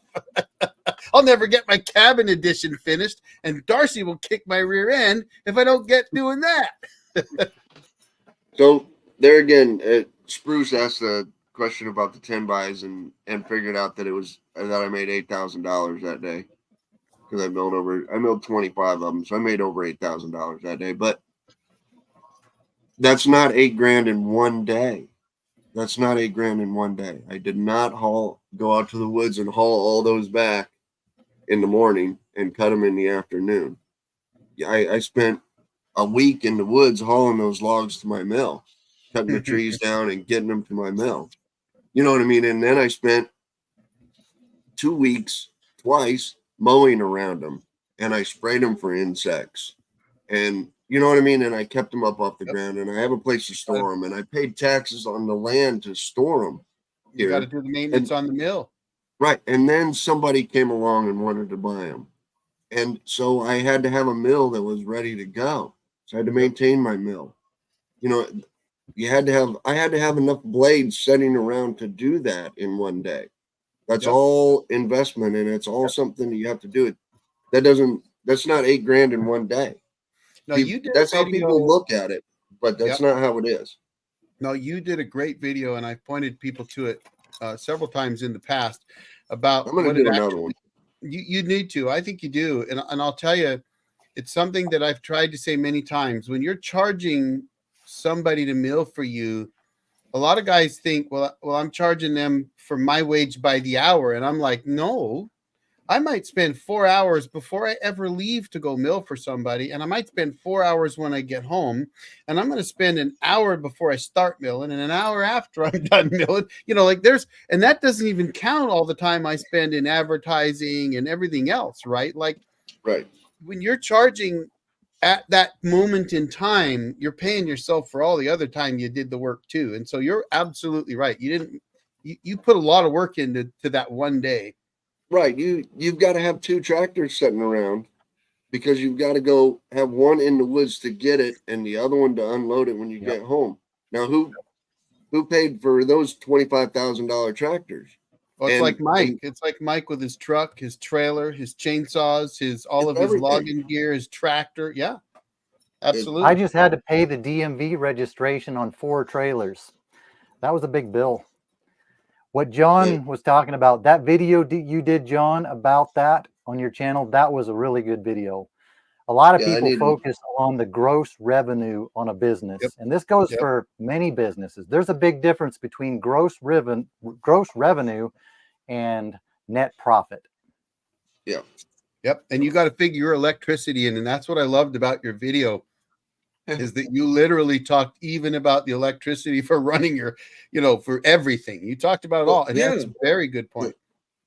I think you might have even brought it down to having to buy a new pair of pants once in a while. Yeah, you did, I think, yeah. I don't think I got into underwear, but, I wore out a few pair of pants. We draw the line at yoga pants, John. Right. But, I mean, I've honestly, and it's not something that you can do in 5 minutes. It takes you longer than that. But I've honestly measured every square foot that I have lumber stacked on this property.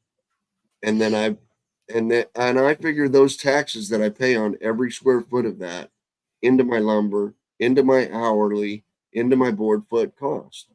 Yep. I've got to pay it. You know what I mean? And if I don't have that much lumber sitting around, then somebody can't come here and say, I'll take that or that or that, or, you know, you can't go shopping without it. Walmart figures their heating bill, you know what I mean? And their building, it's got to be.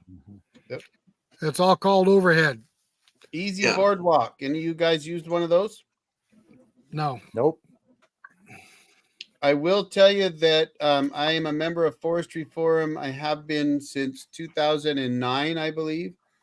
And I know there are guys that have talked about them there. My understanding is they're a decent mill. It's like a Hudson. It's more of an entry level, although Hudson makes some good mills. Don't get me wrong, but you're talking to a guy with an LT40. So personally, I've heard the Easy Boardwalk is actually a decent little setup. So for a starting thing, it's good. Yep. And man, there is for how, I mean, you guys, Tim and Rick, you make a living off a walk, you know what I mean? Or could make a living. I don't know your total situation, but you could make a living off a walk behind, you know what I mean, mill. Yep. Well, Mike does. That's what Mike's got. Yeah. Yeah. You well, could Mike too. is, you know, right. And of course, Mike's mill. I have times when I have, and if I wanted to, I really wanted to get deep into the lumber business, I could make a living with it. right. Well, and I'm going to tell you guys a little secret that a lot of people don't know. Mike's mill can actually produce just as much as mine can. Wood-Mizer actually produced 900 board feet in 1 hour on an LT15. So it is very possible on that mill. Right. I've I wondered couldn't if log my for a week. LT15 would have a little bit of an advantage on small logs over the LT40. Just being more efficient. No. It's not. It doesn't cost as much to run. I think I can twist the small logs probably quicker than you can with your automatic. No, because you're failing to realize that my small logs are at waist height, and I have a 32-inch sawmill special cant hook. Stop. So I can knock out, especially if I have a crew, but even by myself, I can knock out small logs super fast, super easy because of the fact that the mill's going to load them, and I can roll them if they're too small for the mill. But it's so much faster with the the hydraulic side supports, hydraulic toe boards, and the mill itself. Even if you're running a 25 horse motor, the 26 and a half on an LT40 with the drive that it's got, or even like John's, you can really rock on those. So I'm telling you, you probably could almost keep up, but you'd have to have a crew. I mean, you'd be surprised. I was thinking small 8-inch logs and factoring in lower cost, lower fuel consumption, lower maintenance cost. Yeah, but I've never run an LT40, so I'm just. Yeah, I only burn about 5 gallons of fuel in a day unless I'm really, really producing. Right, but your I cost go is through in maybe the a mill. half gallon. Right, your cost is in the mill too. Gallon?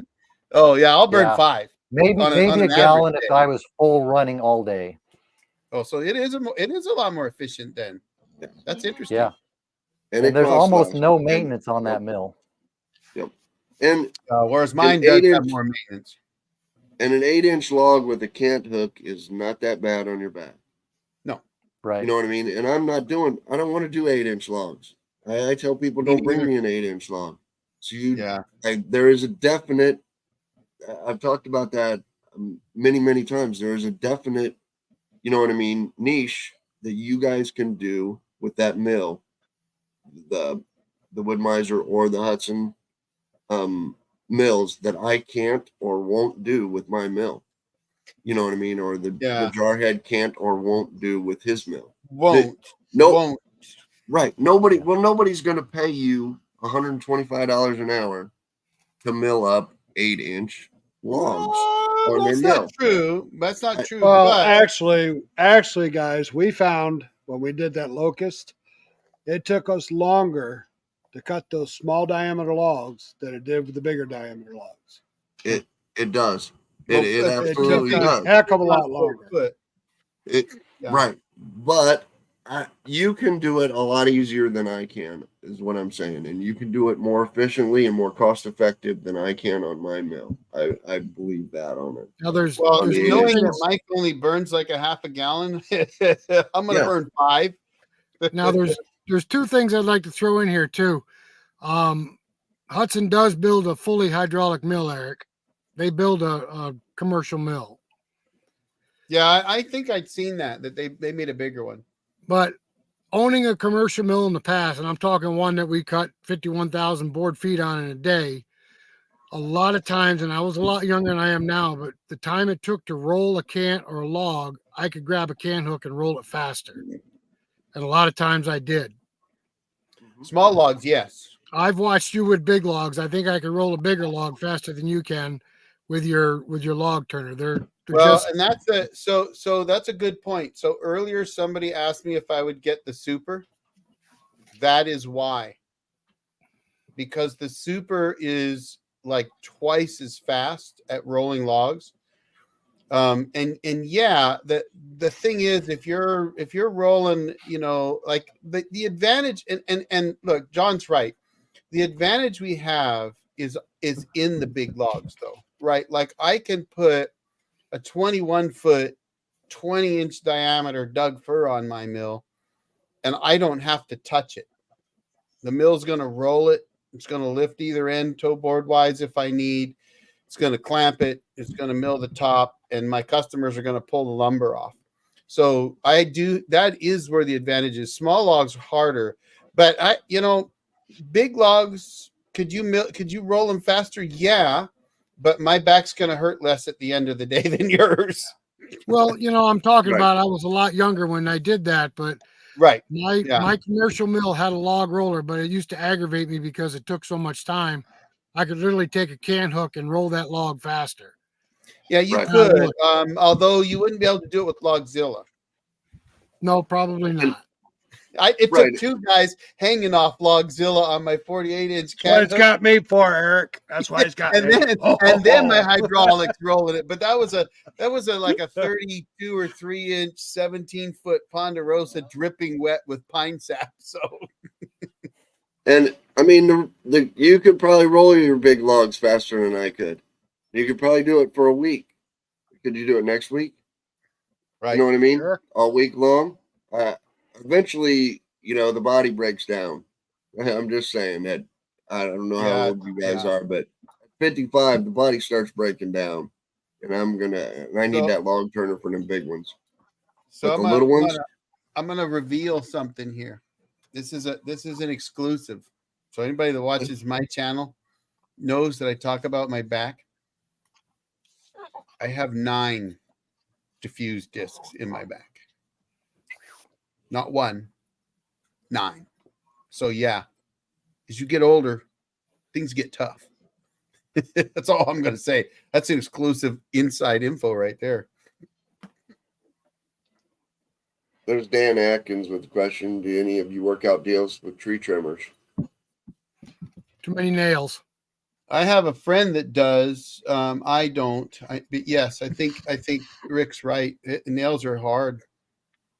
Around here, it's not even that. I'd take the nails. I'll cut through a nail and trash the blade. But the tree trimmer, once his log's cut so that his bobcat can pick it up and put it in a trailer and haul it to the dump.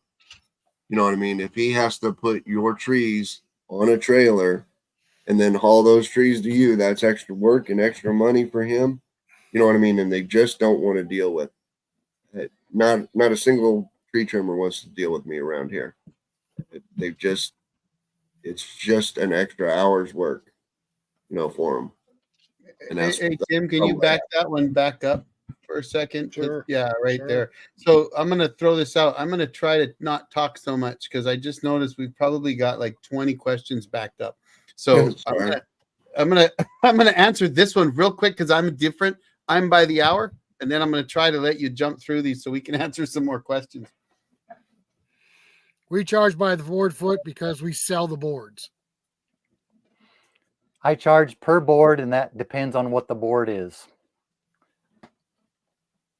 And I charge by the hour if I'm portable. And if you bring me a log, I'll cut it for you by the board foot on my own time.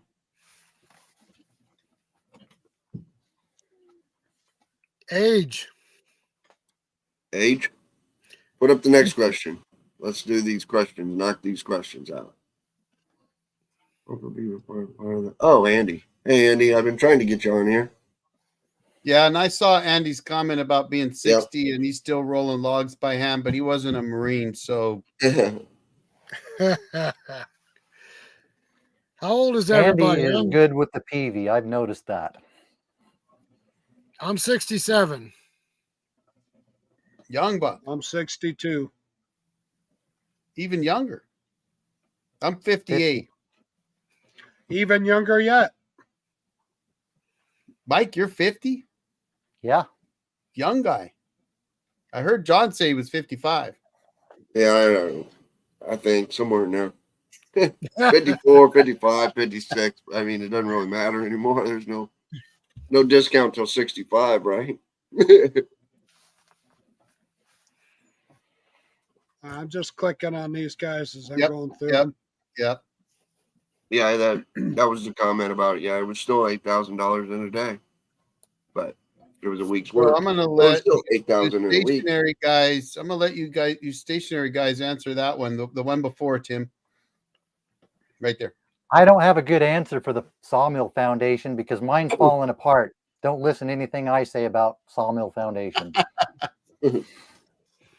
Well, we have a frost line here, so I put pillars down 4 feet, concrete pillars. Mine set up on the concrete pillars. Tim's mill, we actually mounted it on I-beam and then mounted them in concrete. That's awesome. That's What the are way to you go, on? I think. What are you on, John?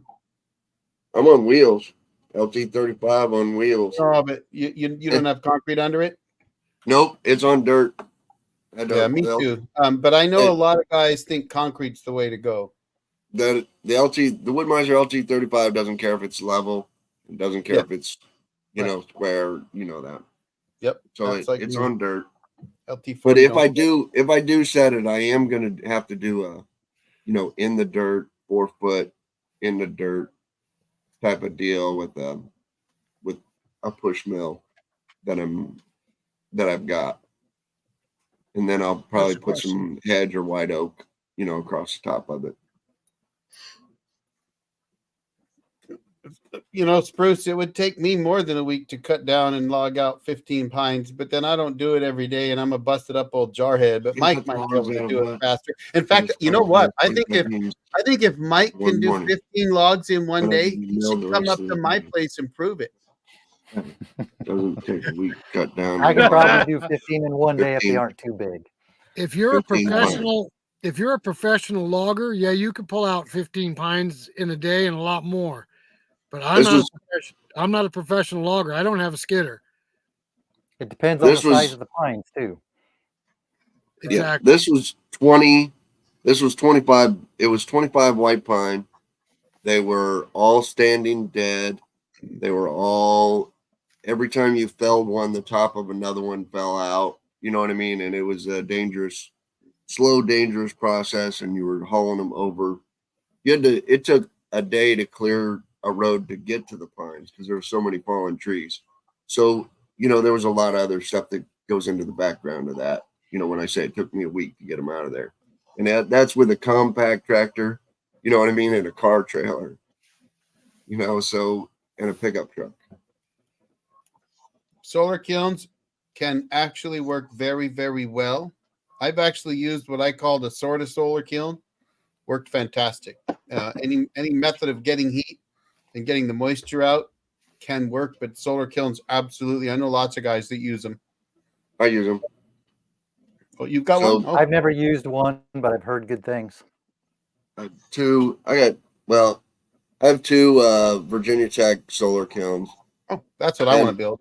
I was on a webinar with the guy who, and I can't remember his name. I wish I could. The guy who designed those solar kilns, and the question that I found interesting that he got was the guy says, well, I'm going to put a heater in mine so that I can speed up the process. And he says, well, then why don't you just get you an eye dry kiln? He says, just get you a commercial kiln. Yeah. He said, the whole idea of the solar kiln is every night when the sun goes down, I let that wood rest. And that wood rests and that moisture moves slowly out of it. And there's no pressure on that lumber. You know what I mean? And it's a slow, gradual thing. And then I put some pressure on it during the day, suck some more moisture out, and then it relaxes. And that's the beauty of the solar kiln is it's a kinder, gentler way of drying lumber. It's not your pine does not turn out like Lowe's. You know what I mean? It's not stressed. It would work good on some of that. That was the first thing I thought when I watched Wilson's milling that lumber. He said it was going to twist. You know, I was like, man, I'd like to get some of that in the solar kiln. That was my very first thought. You know what I mean? Because it is such a gentle process. But don't mess with, when you design that Virginia Tech, don't mess with his design. That's what it was. That's how it was designed. You know what I mean? That's what it was designed for. I've read the same thing. Yeah, that's exactly right. No Lucas Mill or swing blade here for me. Just band and chainsaw. Never used one. I've run Circle Mill and Band Mill. Never used a Lucas Mill. All right. Okay. No, that one, we've had that one. Nope. Yeah, Andy, whatever. Go do your brain for. Bye, Andy. I've said it a few times in some of my videos. I wish Andy was here to turn these logs for me. Right. Just come on out here to the West Coast. We'll put you to work. Connecticut. 66. 66. Yeah, Andy and Paul, you guys have a sweet setup there. I got to tell you, I love it. Maybe really one day do. I'll get out there to the East Coast and come visit all you guys after Mike comes up and falls some trees for me. I think they all need to have us come out there when their apples are ripe and they make apple pie and things and cider for us. I like it. You know what? Hey, road trip, Sawdust Road Show. There you go. There you go. Party Right. at Paul and Andy's house. It's settled. Do you guys think a joiner or a planer? Okay, when I had the commercial mill, we got a planer, a four-sided planer. It was more of an aggravation than it was a help. We sell our wood green and we sell it rough cut, period. Yeah, I'm going to tell you, you don't look at the big box stores because you're not going to compete with them. You got to think of how they're not going to be able to compete with you because what you're doing is different. And that's the key. So Mike is not competing with the big box stores. Rick and Tim are not competing with the big box stores. I never did, right? Because they weren't going to go out into the woods and mill those logs up that customer wanted. So yes, I know people that do that and they seem to do it successfully, but I think that's only when you get a much bigger operation, in my opinion. That's my opinion. I don't want to spend my time planing lumber. Just like I don't want to spend my time sharpening blades. Amen, brother. I have too many things to do out in the woods. Right. I want to reiterate Semper Fi, Dan, and thanks for that. Yeah, I totally agree with that. If I want to be a woodworker, I'd buy my lumber from somebody who cut it on their sawmill. Yeah. I don't want to. Right. I don't want to be a woodworker. I don't want to plane it. I just want to saw. I just want to be a sawyer. I can sell it green. I can sell it dried. I can sell it kiln dried. But I don't want to. If you want to make money, man, just build you some live edge tables. Do the whole thing. Right. You know what I mean? Right. Learn how to be a carpenter. Learn how to plane it. Learn how to cut it. Learn how to sell it. Learn how to market it. Learn how to log it. Why don't you just go ahead and learn how to log it too and get you a skidder? But I will. I will throw this out there though. A friend of mine who has been on my channel, Kevin Bales, he was full-time mobile milling and also milling at his own location. And he did find that it is good to diversify because the lumber market moves up and moves down. And so I don't know that I would go the joiner planer route as a diversification route. You could, if you're a big operation like Custom Sawyer or Nate over at Out of the Woods or something. I would look to diversify in other areas myself. And in Kevin's case, he also runs an excavator now. So he's got a dump truck and an excavator. And I think he's got a skid steer now too. So he's doing septic tanks and other stuff. So if the sawmill business dips, because it can and it will, right? I don't care what anybody tells you, it will dip. You either have to adjust, which Rick and Tim have done a lot of that. And they are probably, I've watched a lot of stuff where they've talked about having to adjust fire so that they can, see, that's an old Marine thing right there, so that they can keep their business running. So in my opinion, joiner or planer would be something only if I was really producing a lot of lumber and selling it regularly and I wanted to add a product to my line. Otherwise, I'm going to look for other ways to diversify, like an excavator or something else, if the business dips, right? That's just me. There's a pretty common question right there about the buildup. That's almost, it's almost fighting words. That question's almost fighting words. Water and Dawn dish detergent's all I use. Works fine. And pine saw. We use Dawn and pine saw when we're cutting white pine. I cut ponderosa pine like nobody. And I use a healthy dose, glug, like half a cup to a cup of pine saw, and a very healthy squirt of Dawn in a 5-gallon jug. And 95% of the time, I don't have a problem with sap buildup. If I do, if it is getting really sappy, and I did on some dead fir recently, actually, not even pine, but what I found, all I had to do was at the end of the cut or before I started the next cut, open it wide up and hose down the band and then go at it again. And you know, just pour the lube on. That generally works, but I know what John is going to say.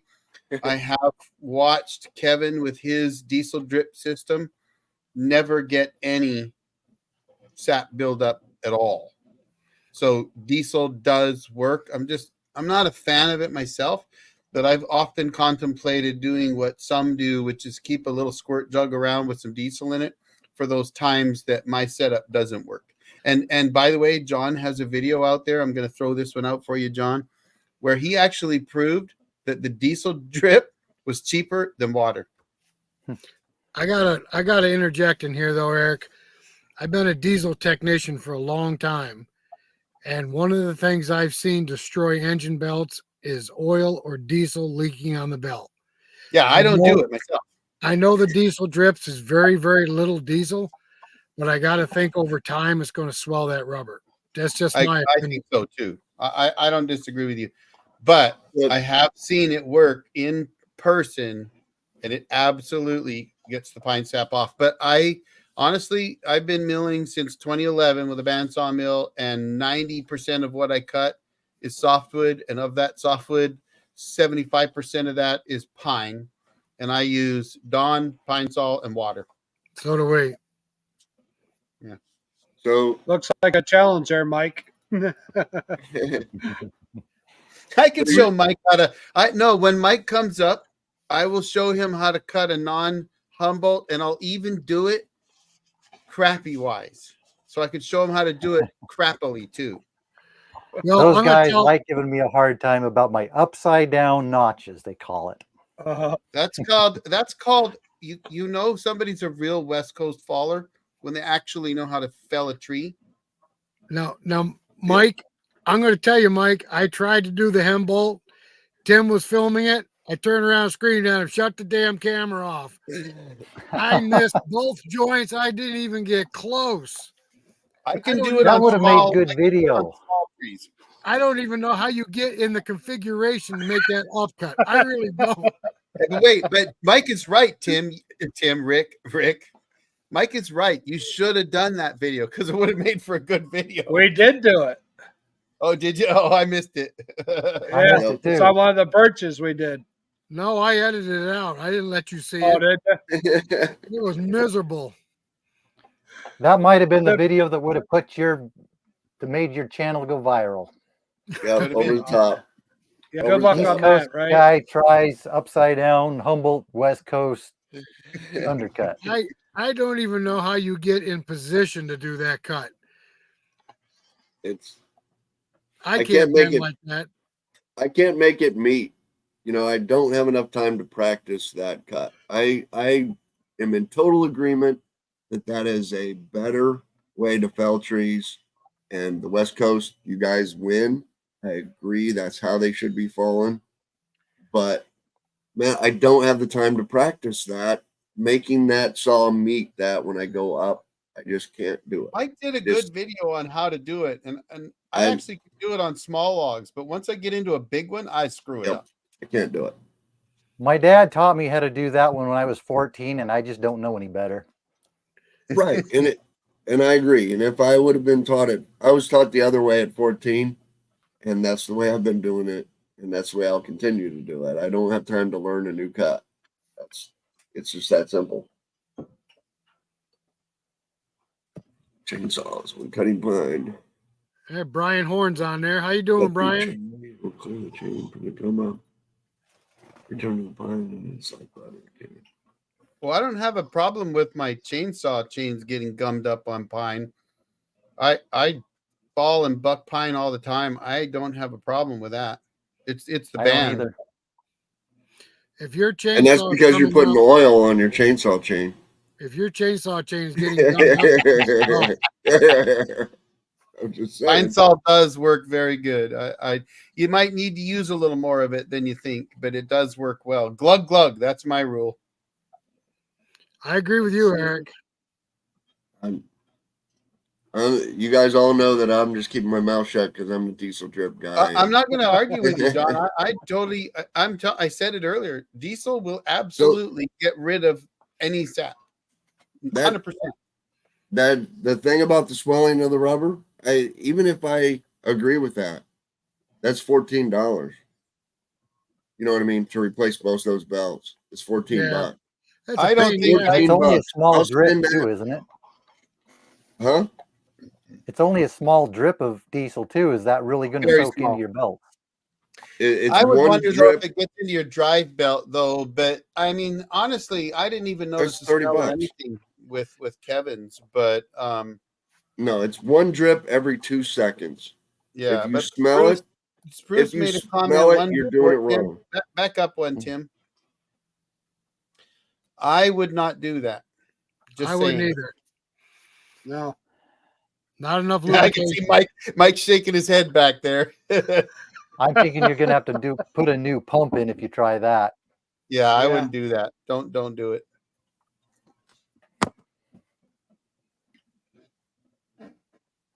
Yeah, Yep, I don't know what. Back up to that last one. Mr. Wilson, is he trying to do my channel with the dang thing? Or I like are we that, talking dang. about Wilson? Dang. Right. Hey, DLW, he lives not too far away from me. No, I knew he was one of your guys for sure, but you know, it's a nice throw in there for dang. Yeah. Nice plug.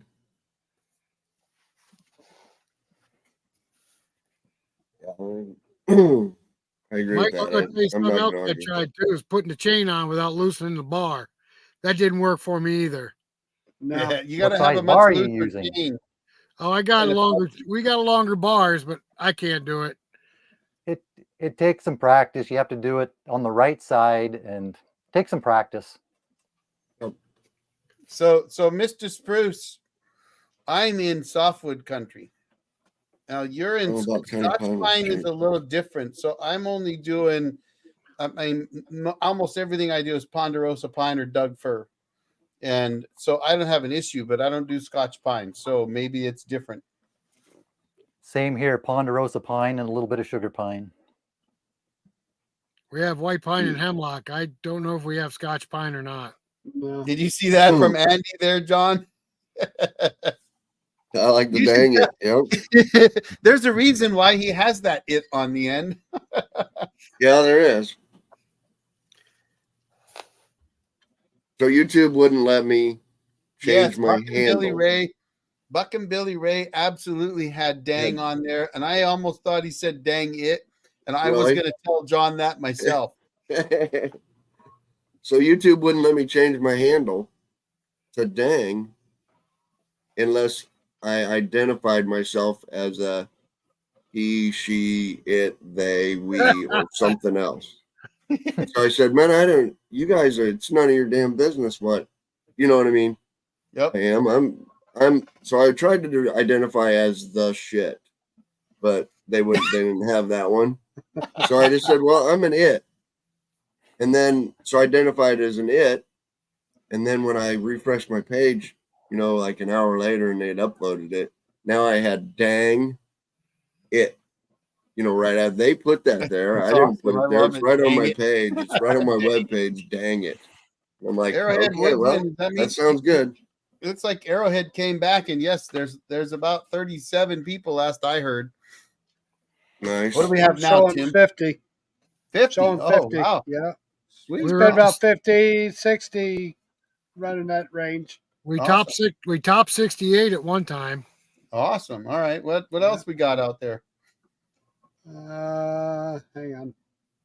Go back through. 85 cents a board foot is what we get. 85 cents a board foot for white pine dimensional lumber. Now I can tell you out here, I would be charging more than that. You got to remember, white pine is cheap. White pine is a cheap tree. Where you're at. White pine is $2 Oh, a white board pine. foot. White pine. Oh, I'm sorry. I was thinking White pine is still $2 a board foot right here. Yeah, I all wouldn't charge less than $1 a board foot, even out here where softwood's all over the place. But I don't sell it, so Mike would be a better one out here on that one. I don't like to charge less than $1. Yep. I can't mill it for less than $1 either. But Yeah, Doug Mr. Fur Tilly sells is for doing- more. Steve, Miss Tilly's doing great. Matter of fact, she's aggravating me as we speak. She is West something Coast But weather. dang. Well, West Coast weather, it's gonna be it's a bit dry. We're a bit dry in the mountains. Normally I would have 2 feet of snow, probably 18 inches of snow right now. I have had some other dry years, but this looks like it could be a dry year. So weather forecast wise, I'm not saying because I'm afraid to say it because it might jinx me. So don't say it, Mike, but it might be a dry year. And we all know what that means out here.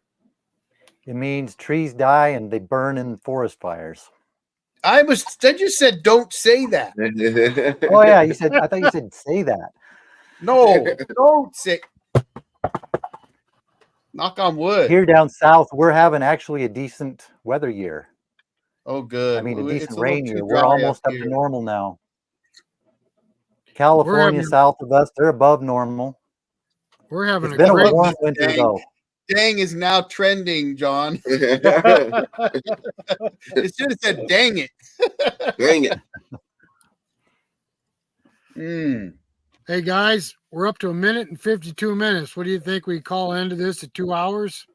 A minute and 52 minutes. We're up to Wow. 1 minute 52 hour. An Hour. and 52. So 8 minutes more. Sure, we can do 8 more minutes.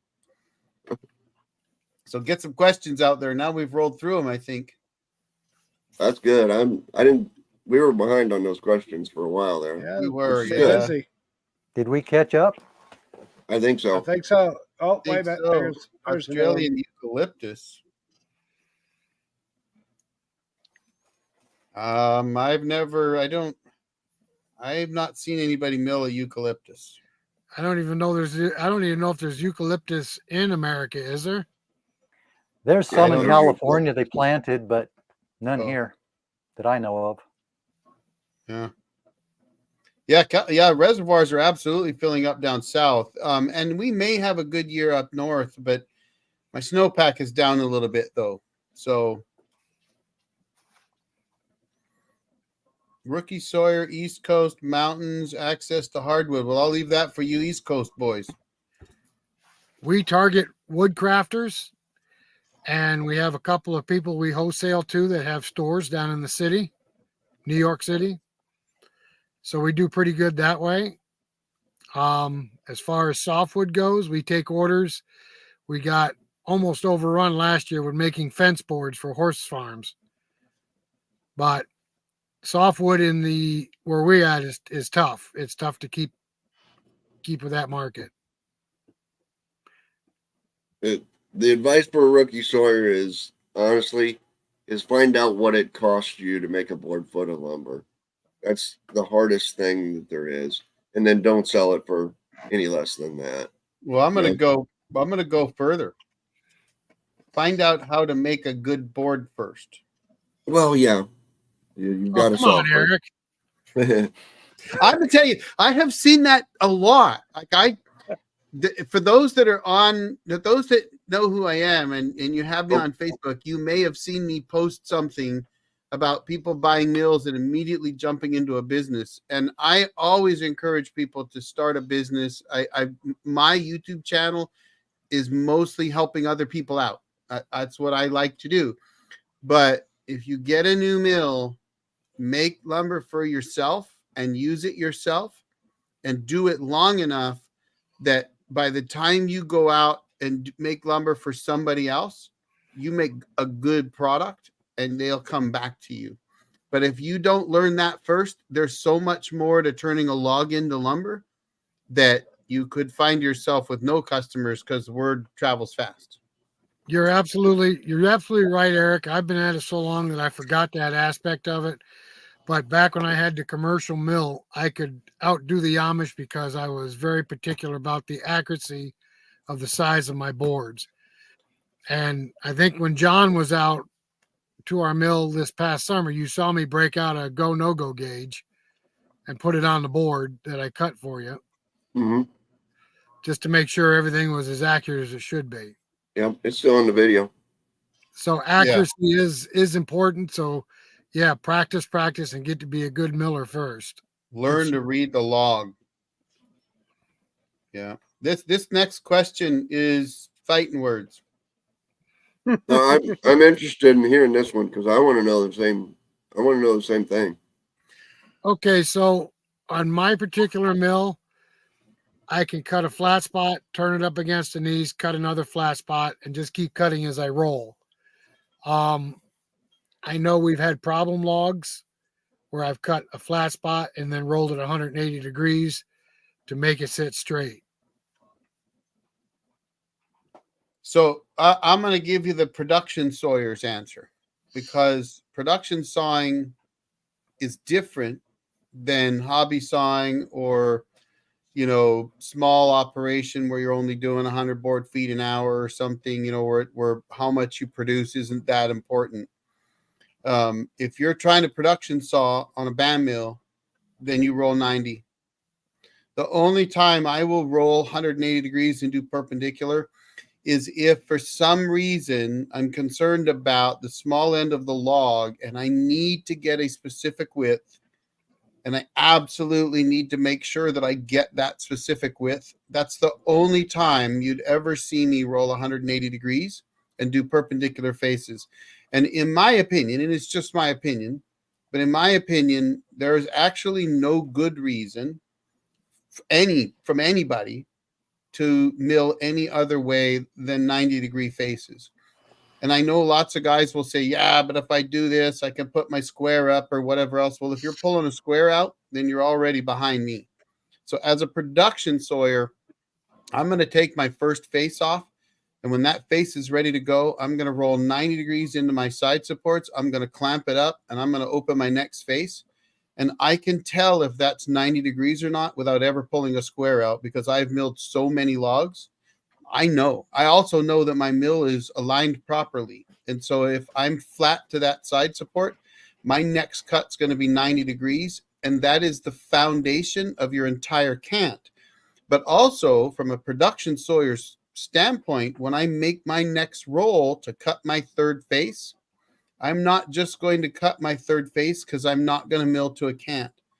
If I'm going to mill 3 2x4s or 3 2x6s, and I don't usually do 2 anymore, unless I'm going to do 2x6 and 2x4 at the same time, then I'm going to make those next 2 cuts right then and there. So I'm going to go mill, roll 90, mill, roll 90, cut the top off, cut again, roll it up one more time, and knock that sucker right to the deck.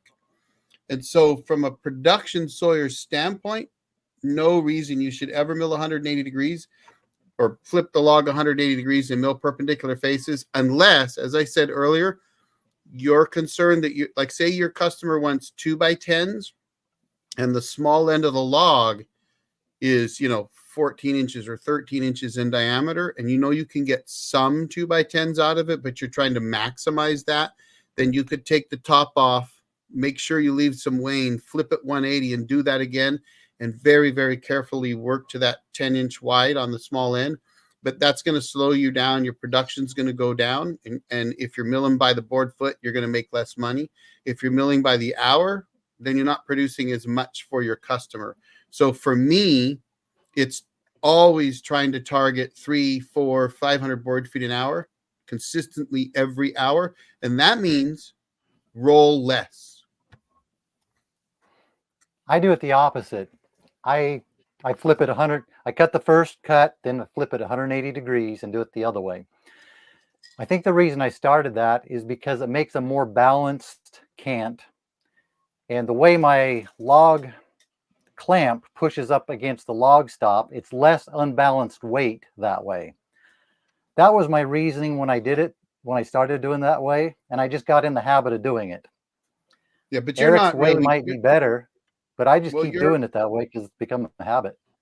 well, my way's not necessarily better. It's faster. It's all about the speed. And to answer Andy, yes. On my LT10, yes.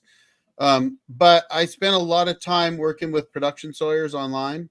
So I didn't learn to do it myself. I learned from guys that were in the multi-million board foot club. And it was from them that I learned how to produce more per hour. And so, yeah, I did do that on my LT10. In fact, I never flipped 180 degrees until several years later when I was trying to sneak out a cant out of a log that I knew wasn't really wide enough, but I knew I could get maybe 3 2x10s out of it, and so I did a 180 flip for that reason and actually made a video about it. But that was several years later. So no, I started on the 90 degrees even on my LT10 because I'm a jarhead and I wanted to produce more. It was always too slow for me. My LT40 is too slow for me. Okay, so this next one, I'm going to answer that because I had a circular mill. Now, Eric, what did you call the pieces that come up behind the cant? Not the dog itself, but The flits. Wait. The side supports? yeah, I call them knees because on the circle Side mill, support. they were called knees. I call them knees on the band mill. Not all band mills are built equal with those knees. Mine, I can clamp tightly against my knees, but some band mills you cannot. And I think what he's saying is on a band mill, you got to roll it 180 to keep it accurate. Some of them you do have to. You can't clamp it. You can't clamp it. I agree with you, and I'll tell you why. Because you still got to roll it again 90 degrees to get flat against the side supports to take your third face. So you're going to have to put it, even Mike's way, he might mill perpendicular first, but now he has to roll it up. And he's right. Some of those mills, the LT10 had a notoriously bad log clamp, and that did pose challenges. I actually had a new one built styled after the LT28, and that worked a lot better. But you're going to have to mill with a round side up and a round side down, and your flats against your side support, and you're going to have to clamp it solid against that side support regardless. At some point, you're going to have a flat side against the side support with a round part underneath on the bottom on the bunks. You're going to have that. So that's why I say you should always go 90, because you're always going to have a round face underneath and a round face up top at some point on your third cut if you're building 180. So you might as well just start. You're absolutely correct. It's faster to cut it that way, but I've seen some mills you can't clamp it tight against the side supports or the log stops, or I call them knees. There must be lighter mills or something then. Yeah, but I've seen some mills that just don't work well. I don't know why. Yeah. If it's yeah. only cut on one side, I find I have to push it harder with the clamp to get it to be square against the log stops. If And it's that may uneven, be if there's a round something side with on one side. that may be an LT15 quirk, maybe. I mean, I get it. Sometimes it's difficult to do it, but I would challenge you, Mike, to try to see if you can make that other way work. Because I'm gonna tell you, if you do one, and it takes a little bit of work. I did it on my LT10, but if you do, you'll save yourself time. It really is faster. The only thing I can see is, though, on a manual mill, and you're trying to hold that log up there on that By first yourself, 90-degree turn by yourself. So you've got your arm out here holding up a cant hook, you know what I mean, and you're trying to clamp it. That's But the John, only. But John, you're gonna have to do that when you make your third face anyway. No, because like Wilson said, there's not going to be as much weight hanging It's out balanced. there because you've sawed off some of that weight. But you're still And doing a round bottom. You still are, gotta- but there's a hold- lot less weight, and now you can hold it with your hand. You know what I mean, and clamp it True. down. I a mean, bit. yeah, you're right. You 'cause have you've that got- extra rounded weight on there. True. Right. True. Very good point. When you cut both of those off, it's more balanced. Yes. Correct. Correct. I hear what you're So saying. I can And see that does one make when you're by yourself and it's manual. I can understand that, but I'm gonna solve it for you. I'm gonna solve it for you, Mike, Andy, and the rest. Get an LT40. We'll trade you. No. Nobody's will taking tell me you up this. on that. I love it. I love my LT10. I thought that was a fantastic little mill. I think the LT15 is great. I don't like the crank thing to drive it down the thing. I'd rather have the motorized or the push. But I love my little LT15. I milled a lot of lumber on that. I've complained about it, but it really is a good mill. That was from the no, actually.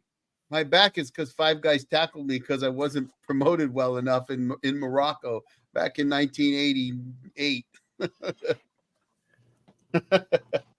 But I've rolled some big logs, so I've also had big beams dropped on my hands. right.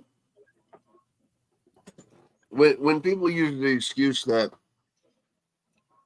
rolling at night, they roll at 180 because they can't, because their log stops don't make it 90 degrees. I can't see that argument. No, that means they're because milled out of if your alignment. log stops aren't 90 degrees, then make them 90 degrees. There's an adjustment. Right. You're only allowed a 32nd of an inch inward, actually, so that when your clamp pushes against it, right, it sits perfectly at 90 degrees. But you can make them square, is what I'm saying.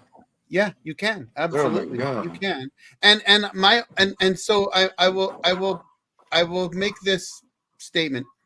I don't run an LT15, and I do understand what Mike's saying, so I get it. That may be the better way to go on an LT15. I'm not going to dispute that. On an LT40 or an LT35, I'm just wasting time. Roller 90, because your mill, you learn how to use that mill. Guarantee you on an LT40, LT35 type platform, roll that sucker 90 degrees. Your third face, you make your next cut or two on your cant, roll that up and knock that to the deck. That's a lot of guys. I did that video on whether or not your mill could really do what the manufacturer says it could do. A lot of guys swear up and down that their LT40s can't mill 550 board feet an hour. And I'm like, yeah, they can. I've milled over 550 on mine, so sure it can. Well, guys, what do you think about winding us down? We're over 2 hours. Yeah, I think so. I'm running out of steam. Well, hey, but I'm just glad that we were able to go that long and keep somebody entertained and interested, you know what I mean, for that long. And we still got 55 people on here with us. Right. That's And I awesome. just think it shows that, people have a lot of questions about this sawmill. And I really think we could narrow this live down to this week. We're going to talk about whatever, mobile milling. And this week we're going to talk about live edge, or this week we're going to answer questions, or that, and I think a group of sawmillers could do that, do something Well, like that. I think let's there's enough interest out let there. everybody that's on here right now, 56 people, know that this is going to be a monthly thing, right, guys? Try to do it I every agree. month. I want to throw I agree. something out too. Go ahead. Don't be shy. Ask questions in the videos because I will answer every question I can answer. So I know Mike is right. Sometimes when your videos take off, it gets hard, but absolutely ask questions in the videos because even if they don't get answered right away, they will help direct other videos as well. So if you've got questions about running a sawmill, ask Tim and Rick, ask John, ask Mike, ask me. We'll do it, or we'll do lives on it. So we're happy to help you out. Yeah, everybody on here tries to answer all the questions. They even slip by us once in a while, and we got 2 guys looking at them. Got here late. I've been trying Got to keep up with my more recent videos. So if Right. anybody has commented on previous videos that I didn't get to, try asking me again on a recent video, like the last one I did. The most recent one I did, I'm more likely to answer a question on that one. Whatever the recent one is. It does help, sure. Well, guys, it's been a good show tonight. It has been fun. Maybe next month I'll It get is. Powerhead to run diesel. Everybody, thank you very much for stopping by and interacting with us. We have Mike from Wilson Forest Lands. We have Eric from the old Jarhead.